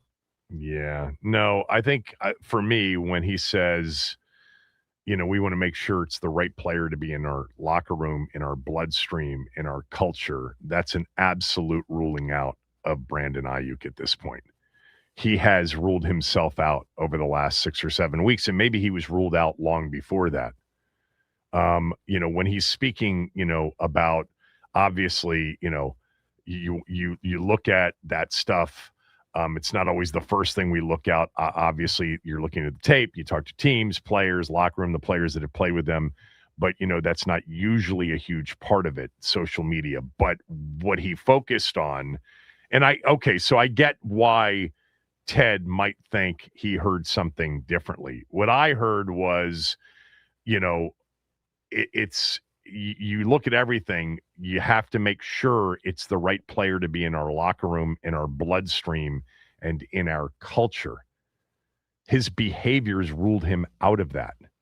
He's been outrageously self-destructive over the last year and a half. He has, legitimately, I think, disqualified himself from Washington, the attempt to have a solid culture, a solid bloodstream, a solid locker room. This is a guy that spent 6 to 7 weeks bashing his head coach, his general manager, veiled shots at various teammates, and then just took a shot at his coach who just got into a serious car accident. Stay in your lane, he said. I mean, this guy has the thing that's not debatable. I mean, we're still here talking about it. I don't know why this is so hard for some of you to figure out. The part that's not debatable is how self-destructive this human being has been. I think I did this a couple of weeks ago, but I said, look, you make a pros list and a cons list when you're making a decision, especially a big decision. So let's do the pros list and the cons list on Brandon Ayuk. The pros list is he's talented and the team needs another talented playmaker on offense. The cons list is he's immature, he's self-destructive, that's not even close to debatable. Okay, that part is not even close to debatable. He self-destructed into costing himself $30+ million by not just showing up at the team's facility per his contract. He videotaped himself breaking the law and then posted it on social media, which led to not a serious arrest warrant, but it's an arrest warrant for a misdemeanor that he actually brought onto himself. He could have broken that law and not videotaped himself, or videotaped himself, but not posted it to social media. And then he has spent literally a 6, 7, 8, 9 week period now bashing his employer so loudly and in public that the judgment alone has to be questioned. The overall mental state has to be questioned clearly. Yeah, no, this is not, by the way, beyond the fact that on the cons list, he hasn't played in 2 years, he's coming off a serious injury that might impact his ability to be the player that he once was. And oh, by the way, now, because of the way he's behaved, do we as an organization have the stomach for the public criticism that will come from so many corners if they were to sign him? I would hope that's not something that they would care much about. But what he does care about, and he made it very clear, is they care about the bloodstream, they care about the culture, they care about the locker room. This guy has disqualified himself because of his actions, pre and during and now post the video barrage of 6 or 7 weeks, from anybody believing that he would be a good addition to a good locker room, a good bloodstream, and a good culture. So in the cons list is so much longer than the pros list. With that said, everything's possible. Anything's possible. When you've got talent like he does, somebody will eventually give him a chance. I think, though, the odds are pretty high right now, or the odds are favor very much right now, him not playing in 2026. He's going to have to do a real makeover before somebody decides they're going to put him in their building. That would be my guess. Subject to change. He could go on that apology tour starting tomorrow, get real representation, figure it out with the 49ers face-to-face like a man, approach and, face John Lynch, ownership, head coach, etc.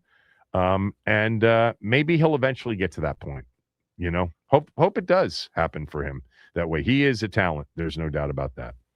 All right. Jaden Daniels spoke this morning. You'll hear what he said next.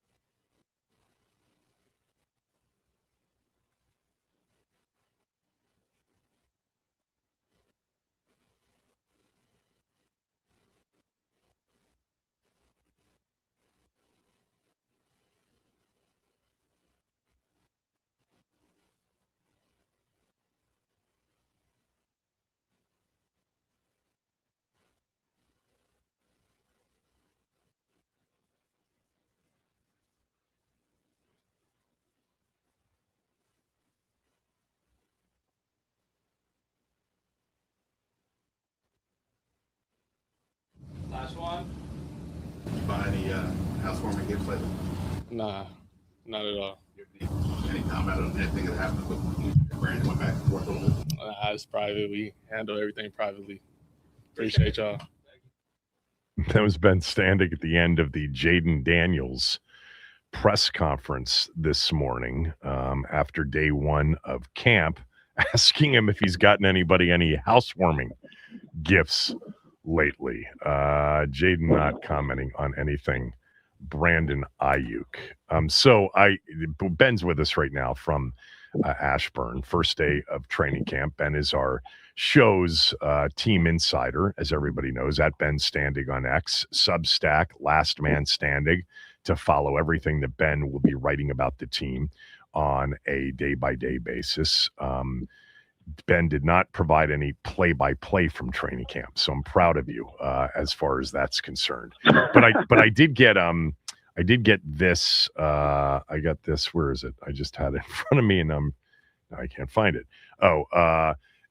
In playing the answer to JP's question to AP to Adam Peters last night, I thought, the whole bloodstream culture thing, like if you couldn't read between those lines that there's no chance that this guy's a fit for their bloodstream, their culture, their way of doing things. But Ted wrote me, I heard the opposite from AP. I heard that he didn't rule Ayuk out. So these things are subjective. What did you think?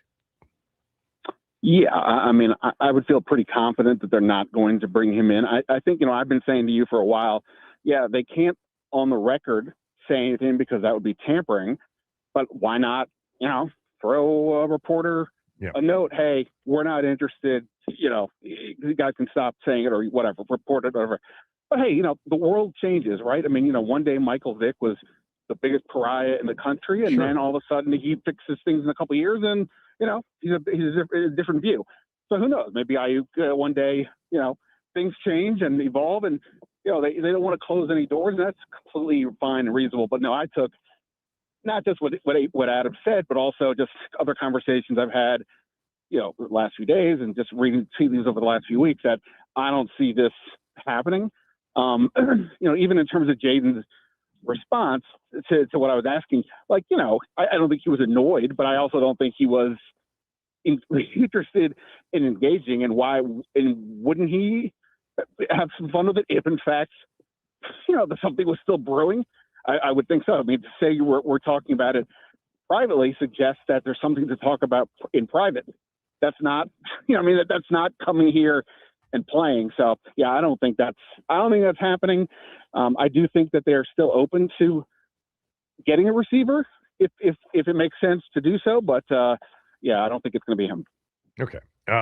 Let's just go sort of chronologically going back to last night, and then we can get to this morning and the first practice. What stood out to you, if anything, from last night's Adam Peters, Dan Quinn presser? Well, I mean, I asked Peters, this is your third off season, and I gave him the caveat. Look, you inherited a garbage roster. We all understood that, but it's now 3 years. This is basically your team, and how do you feel about it? Of course, they're always going to say the positive things, but I generally bought what he was saying, that there's a lot of excitement, there's a lot of energy, and if he's not excited about the roster, that's going to be tough for anybody else because he's the one that's put it together. And I think, again, I don't know what this means in terms of they're going to make the playoffs or go beyond, whatever, but it's pretty obvious to look at the roster, especially on defense, and see how it's upgraded just even from last year. And I got 3 draft classes in, et cetera. So, I think to me, to a certain degree, it felt like, okay, this is officially their team. And again, I know it's been their team since 2024, but you were still cleaning up the messes that you had to deal with before. Now, I don't think we can't keep saying that. And so that was just one thing that stood out. There was a couple other notes here and there, but I think that's sort of one thing that stood out.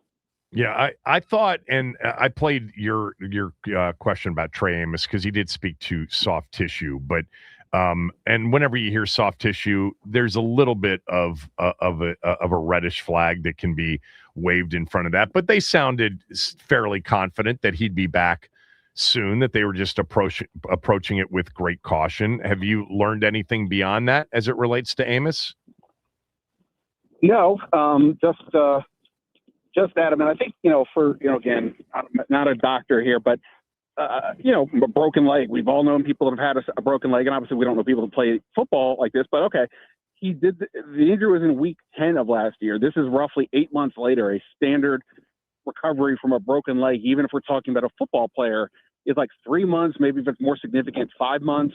Well, this is like 8 months. So it's like, wait, why isn't he out there? I get why Dorrance Armstrong is not back yet. But, ACL can take a minute. Dietrich Wise is pretty significant. Quad tear, it can take a minute. But, why isn't Trey Amos back? So soft tissue, like you said, maybe it's a little red flag. But hopefully it's not a big deal. So, I'm going to take their word for it. Again, they don't have to tell us anything about injuries until week 1, more or less. So, we can press all we want, but they don't have to say anything.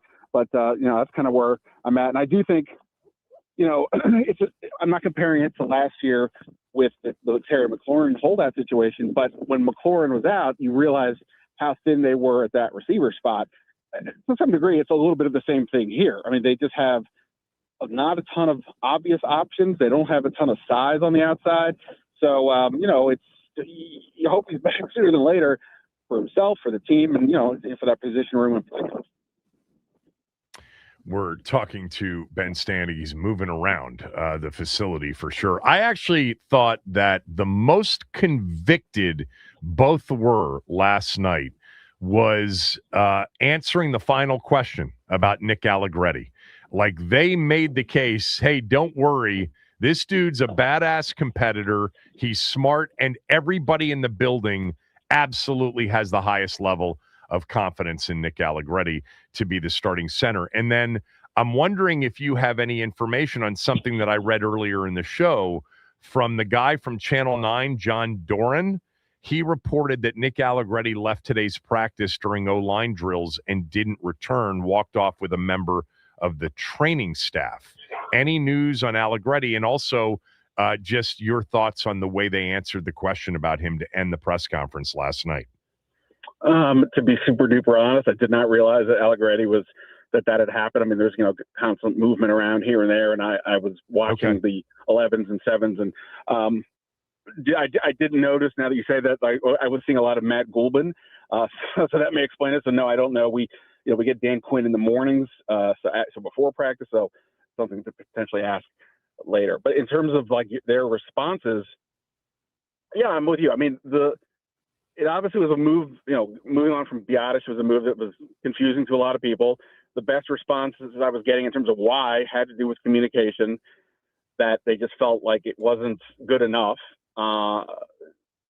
Allegretti, he is a smart guy. I'm not saying Biotish is a dumb guy, but Allegretti is an intelligent guy.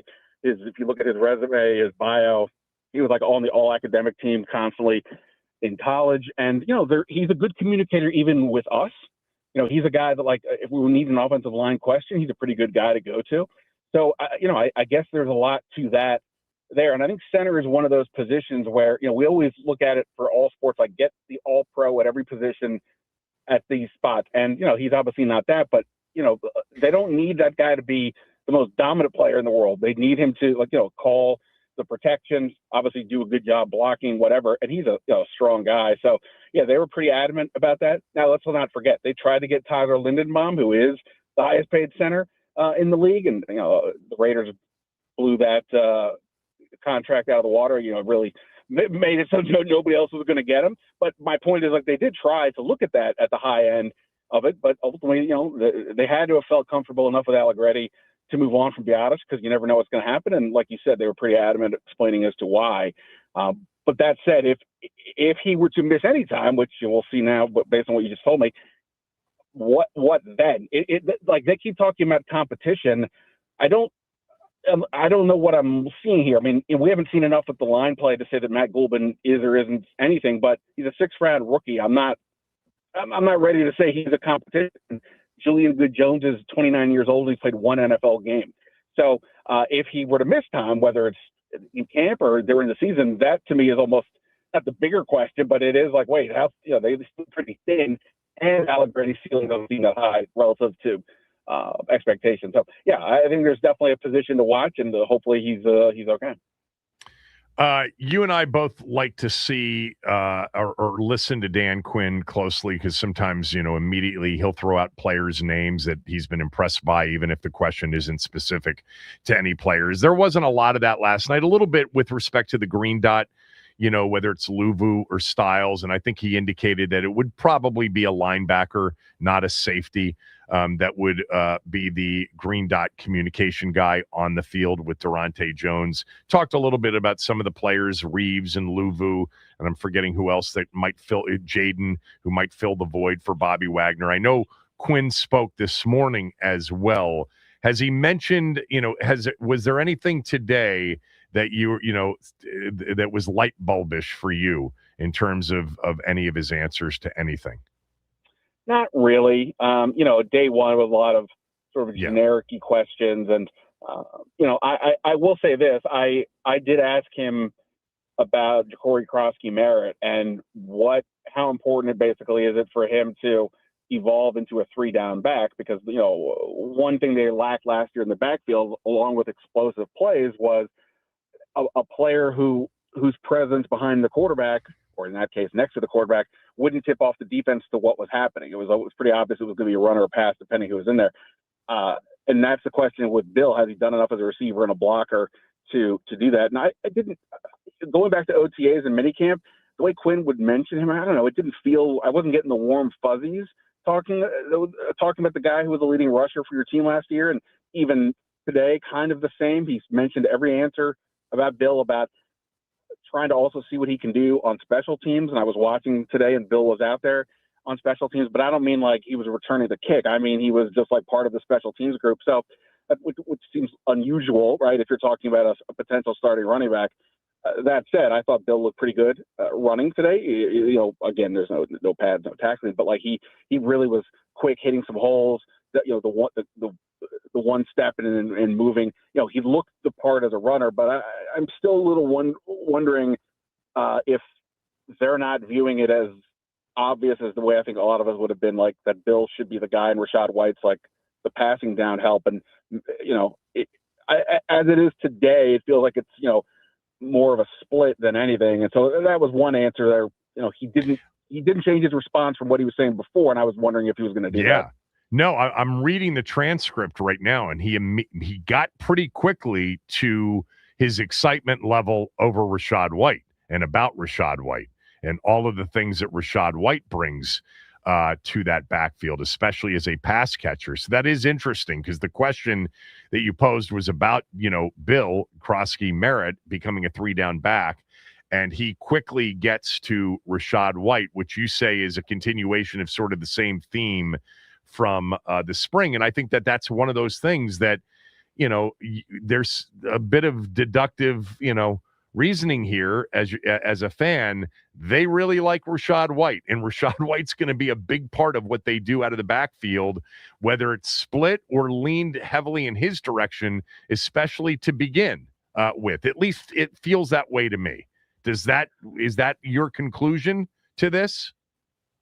Yeah, I mean, if you said to me they're playing tomorrow, who's going to get the most work in the backfield? I think I would say Rashad White, right? Because I just think there's probably more of a comfort zone there. I mean, Dan Quinn was talking about how soft Rashad White's hands are, and like he's like, yeah, you always hear about guys that have soft hands, but when you really see it, and the ball, fitting in there, he's like kind of gushing about the guy, which is great. Obviously, you want to have a guy you brought in stand out, but again. Rashad White wasn't being brought in here from what we were all thinking that he was going to be the main guy. And I'm not saying he is, but it does feel like it's more of a how does he and Bill kind of work together rather than how does Bill lead the way and go from there. So yeah, and look, obviously, Jerome Ford was out there today. If I say anybody was with the ones or the twos, don't take it meaning anything. There was all kinds of jumbled lineups, but at one point I had to double check on my list of players to see who was number 34 because he was out there with the ones. I was like, oh, Jerome Ford's out there, a guy who's been like Rashad White, not as productive, but a guy who's had his moments in the league. So they have some options. Nobody is all that, but they have some options. And I would also just note that from a purely investment perspective, Bill was a 7th round pick It's not like this was the first round pick, and you've got to figure out a way to get this guy going, right? So I'm not, again, let's just be clear. Bill's fine. Bill's on the team. I would expect good things from Bill, but like in terms of how high the role can go, I think is the question. And, Katron Howell was drafted around earlier than him, even if it was a weaker draft. So you never know how these things play out. And, it's going to be an interesting position battle to see. Well, look, it doesn't mean anything now because they're in the NFL and they're on rosters now. But I pointed this out when people were excited last spring and over the summer.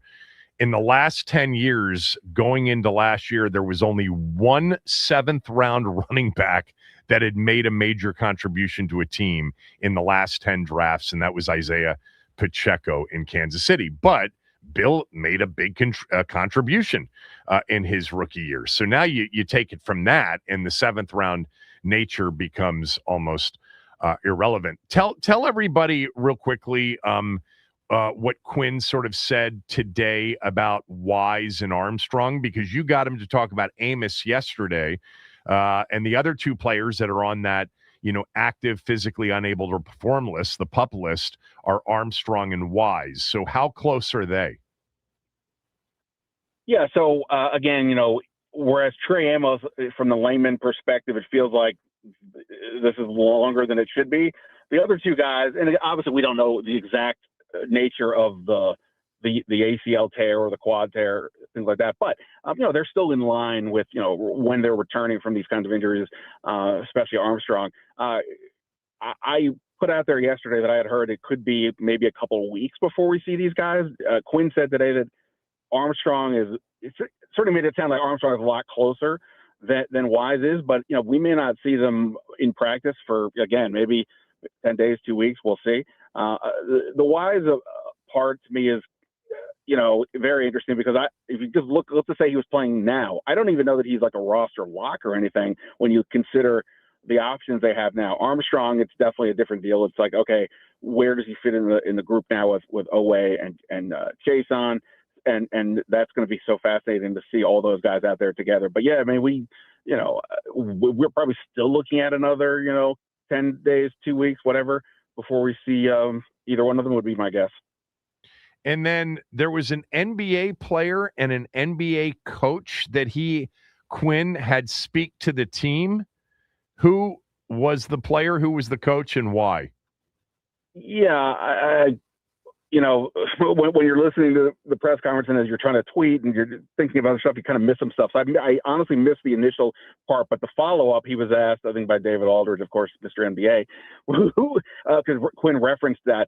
It was Utah head coach Will Hardy and one of Utah's better young players, Keontae George. Right. And basically the gist was that Keontae George, NBA players, incredible athletes, all that. None of those guys are, have an ounce of fat on them or anything. But Keontae George shows up at the league and he played well. He had a really good year last year. Really good. And he was like, he realized pretty quickly, I may be in really good shape, but then there's another level you got to get to compete against the best of the best. And that was like a message that Quinn wanted to pass along to the team, that, hey, you may think that you're in a good spot, but we got to go to the next step. And I was just talking about this on my own podcast that, like, at the end of the day, the sport is much more about a war of attrition than it is just X's and O's. The injuries are obvious, but also it's just like, what's your body like over the course of a year? And if you're the team that is left standing, I mean that literally almost, and you've got more energy at the end, you're probably going to win. And, that's something you can control to a degree. And I think that was the point that Quinn was making. Like, hey, if you put in the work today, our tomorrow is going to be a lot better. And, it isn't just enough to say, oh, I'm thin, I'm cut, whatever. No. There is still another level to go to become, the best of the best or compete with the best of the best. And I think that was sort of the point that he was trying to emphasize.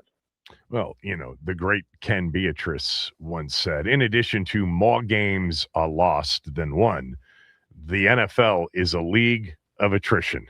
The healthiest teams end up being the teams that do the best. But I'm just curious what the relationship. It sounds like you don't know between Utah Jazz head coach Will Hardy and Keontae George, their point guard, who did play very well last year, with Quinn. Like, how did that happen?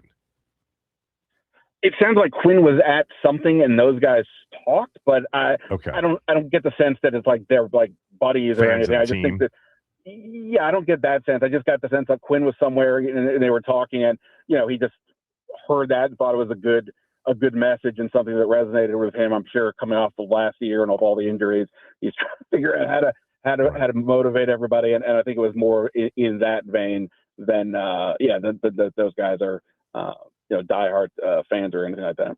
All right, last one. The first day of camp, was there a big takeaway? Was there anything you felt like, okay, wasn't expecting that necessarily? You're not tweeting out play-by-play, which I very much appreciate, and I'm glad you're not, but you're there and you've got eyes on stuff. Was there a takeaway or two? Yeah, so Dan Quinn, you may have already talked about this, but Dan Quinn told us at the beginning of the press conference that he's breaking up training camp this year differently. He's breaking it up in like 6 different segments, and they're going to have like a certain concentration with each one, which actually makes a little bit more sense to me because repetition is always a way to help learn things. Anyway, they started with the red zone, and he said he did that in part because he wanted to bring out the competitive juices right off the bat. And obviously in the red zone, it's pretty simple. There's the end zone. Ball gets over the line or doesn't get over the line. And, it's always said the defenses start faster than the offenses. I think that was pretty clear today. That was the case. Obviously the red zone's a tight area. A lot of times, whoever the quarterback was, they were not finding guys open. When they did throw the ball, a bunch of passes were knocked down. Mikey Sanders still should have had an interception on one. Jaden Daniels was getting forced out, like running, and threw it kind of into traffic, and Sanders still dropped it and had to do push-ups. But the defense was ahead of the offense. And, this is not about, oh, wow, the defense looks great. We've been burned by that too many times over the years. We'll see that when we get to Sundays. But in terms of what we're expecting to see out of them from the Durante Jones system, I think that we started to see for sure, that you would see, guys stunting that they're going to blitz and then drop back. Linemen were not, would drop back. Guys would come off the edge to rush, et cetera. So I think from that perspective, I think that stood out, just seeing the defense in a very early part here, starting to show a little bit more of what we're expecting from them, and that was a good sign. Like I said, the offense was largely not so great. They did Jaden and Mariota late were able to hit some guys in some sort of like corner passes. De'Ami Brown had one catch. It was sort of reminded me of like that Santonio Holmes touchdown in the Super Bowl, where it's like, I don't know how the ball even got to him, and he jumps over a defender. Traylon Burks was effective in that space as well because he's got good size. But in general, I think the defensive hype that we've been discussing in terms of what they're going to do, I think that showed the most today. Last one. What does Odafe Owe look like in person? Is he as tall and long, as he appears on TV, watching him play football in person? Yeah, because there's so many of these guys, out there, and they're just huge men. You sort of forget sometimes that each individually, like if you just saw them on the street, you'd be like, oh, what's going on here? But yeah, he's absolutely one of those guys. And, we've talked about the younger, faster approach to the roster building here this offseason. And he's, as epitomizes that as much as anybody. And, he just, it's almost sometimes hard to look at some of these guys and realize that we're both the same species. Well, yeah.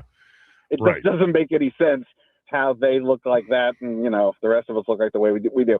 But yeah, he's a huge guy, and look, I think that obviously there's a lot of expectations on him, and I'm very curious to see how it goes. In that he is definitively, like, they have a lot of other options, but if you're the other team, you're definitely checking him, and he got paid to be the guy to lead the way. So it's a bit different than some of the roles he's had in the past, so we'll see how it goes. And but I mean, as a just pure athlete, there's obviously, you understand what the appeal is. A friend of mine reminded me that it was this time last year that you came on and you said, and you wrote this, but you also, said it on this show, that I just have a feeling that Brian Robinson Jr. is not going to be on the roster when we get to the opener. Do you have any bold predictions like that one here on the first day of camp? No, I'm not there yet. I mean, part of that is also like it's, we got new coordinators, right? You got to like figure out what they're all about.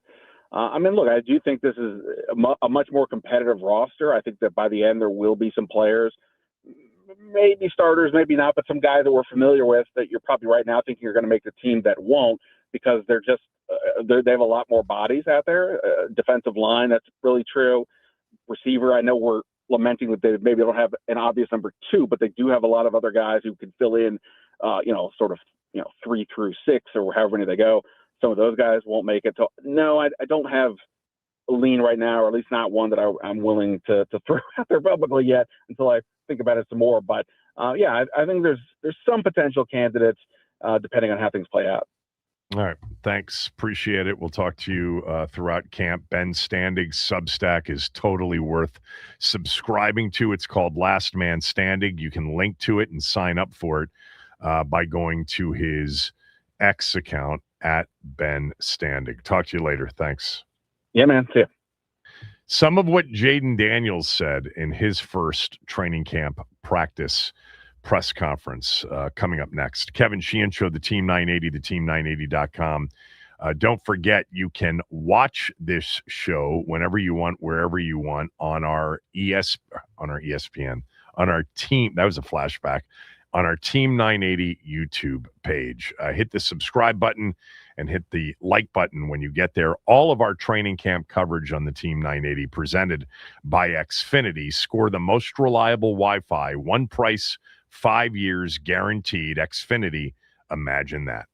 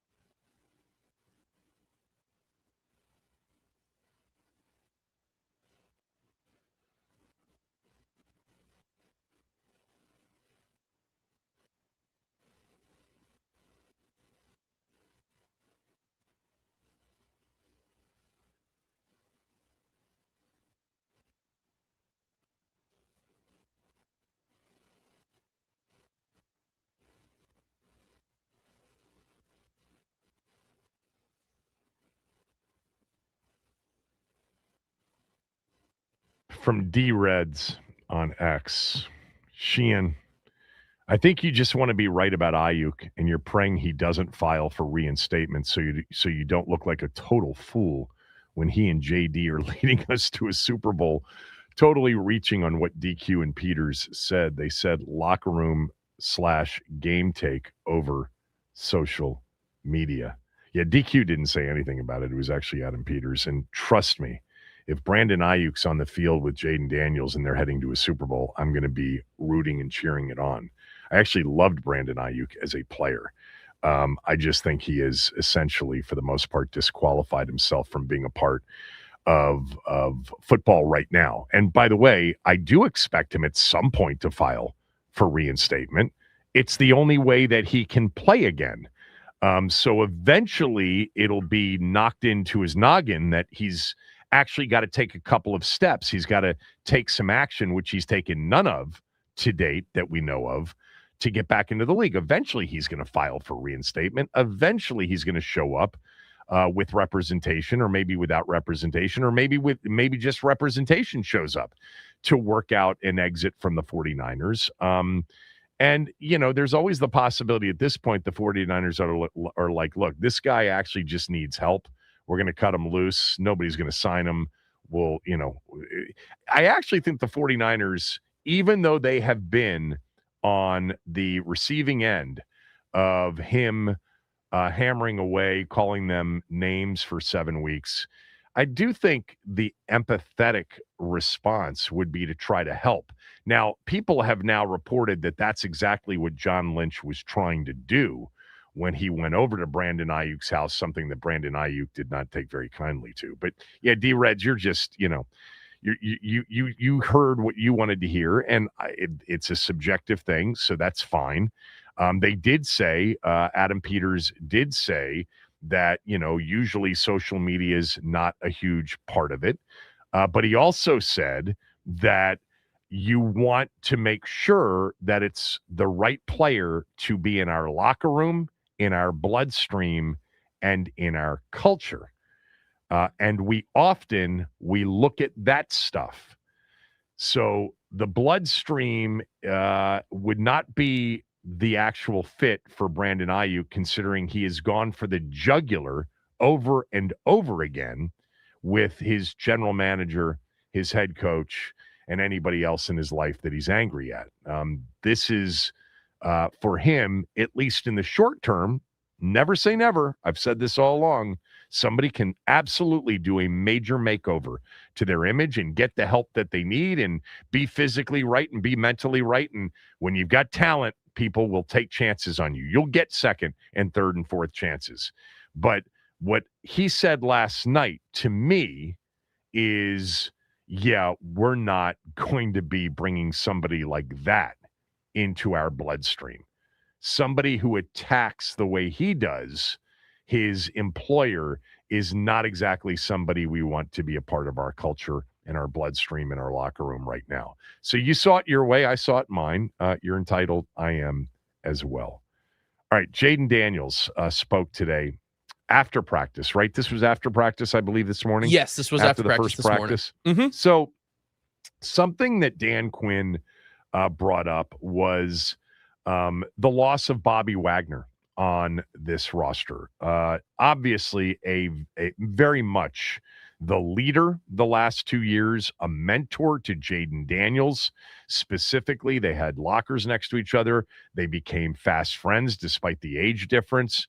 And by the way, there is a bit of old soul in Jaden, so I can see why, he can be friends with somebody not twice his age, but, 15 years his senior. This was him talking this morning about Wagner's absence. And if it feels like now it's more of his team with Bobby Wagner gone. You feel like you were with Bobby the whole time. Do you feel like more it's your team now?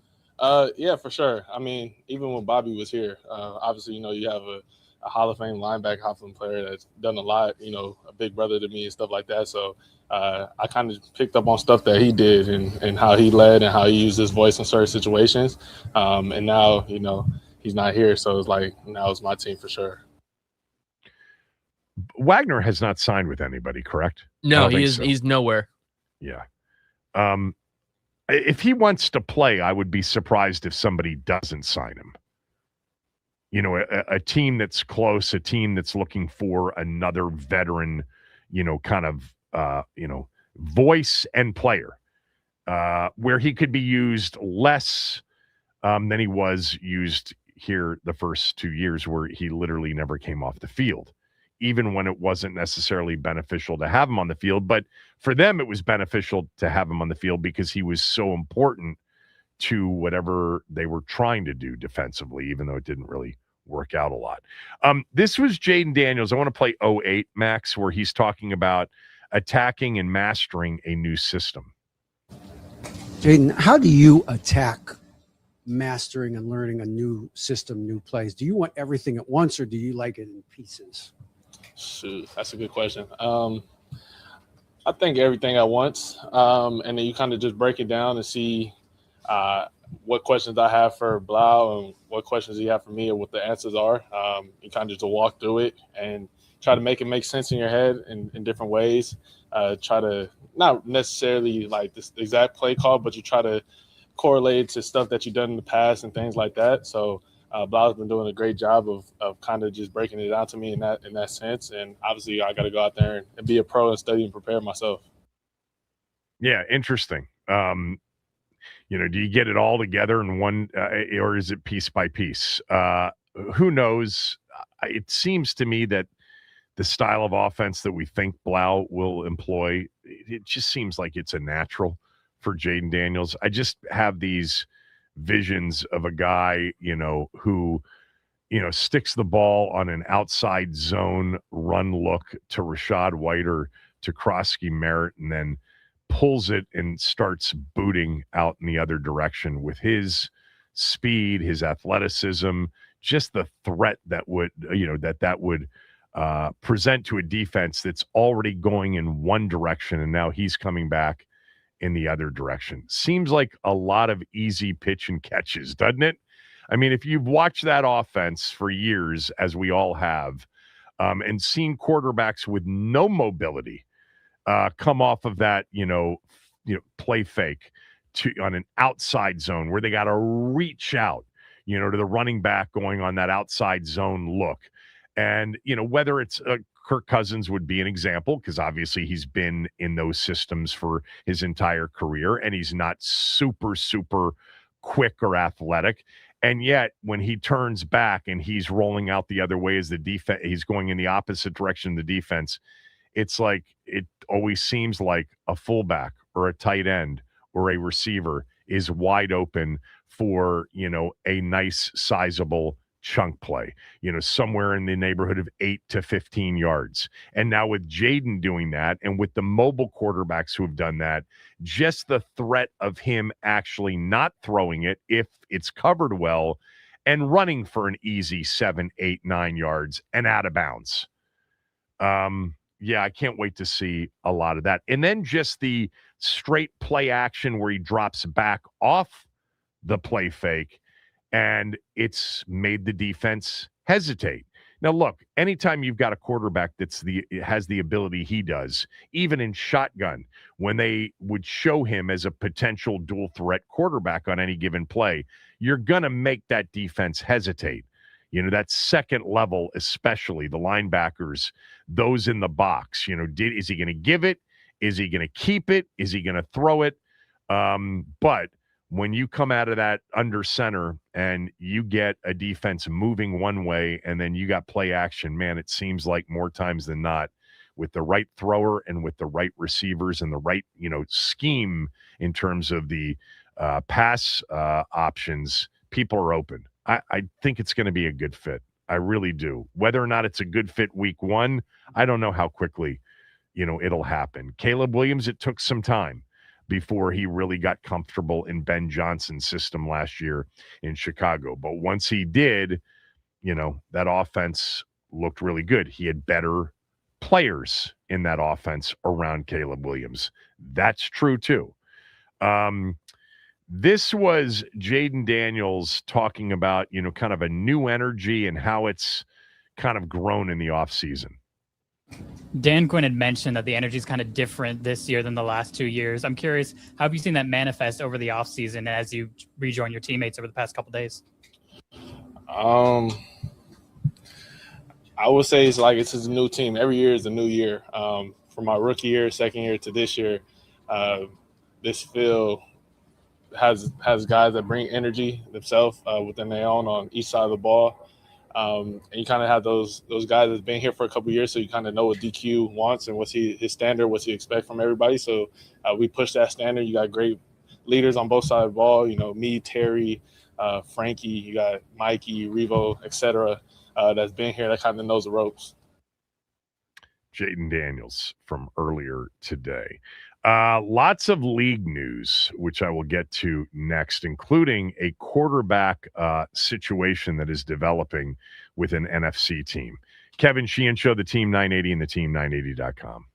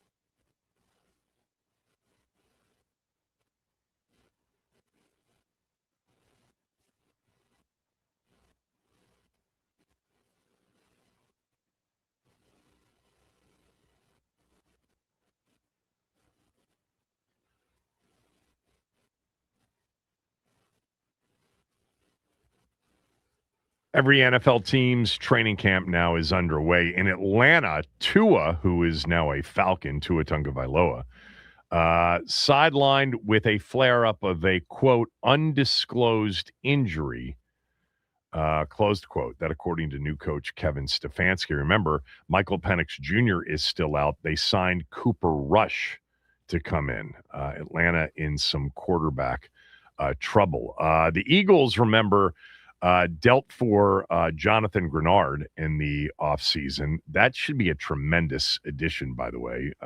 Vic Fangio finds ways to make all of these guys that are talented shine. But he was placed on the PUP list with a pec strain before camp began. By the way, yesterday, Jalen Carter, I think it happened after the show, Max signed the largest contract extension in the history of the league. It happened for a defensive tackle. It was announced at 1 p.m. on the dot. There you go. Kevin. So we didn't get it into the show. I knew I talked about it at some point yesterday, but it was after the radio show. Some people will tell you in Philadelphia, Jordan Davis is more consistent. Jalen Carter was inconsistent last year. Meantime, Vita Vea is asking for a trade in Tampa. His situation is similar to Daron Payne's, except his is being handled differently. They both signed, pretty big contracts, and they're both into the final year of their last contract extension. They're unrestricted free agents. So essentially, there's no guaranteed money left on their deal. Vita Vea is holding out. They have had contract talks, but they have not come to an agreement. There has been no discussion about Daron Payne seeking out a contract extension. My guess is it's because it was made very clear the team's not interested in a contract extension. I also believe that Vita Vea has trade value. I don't think Daron Payne has a lot of trade value. I think if he had a lot of trade value, he wouldn't be here. Now, you can look at their D line and say, well, they still need him on this defense.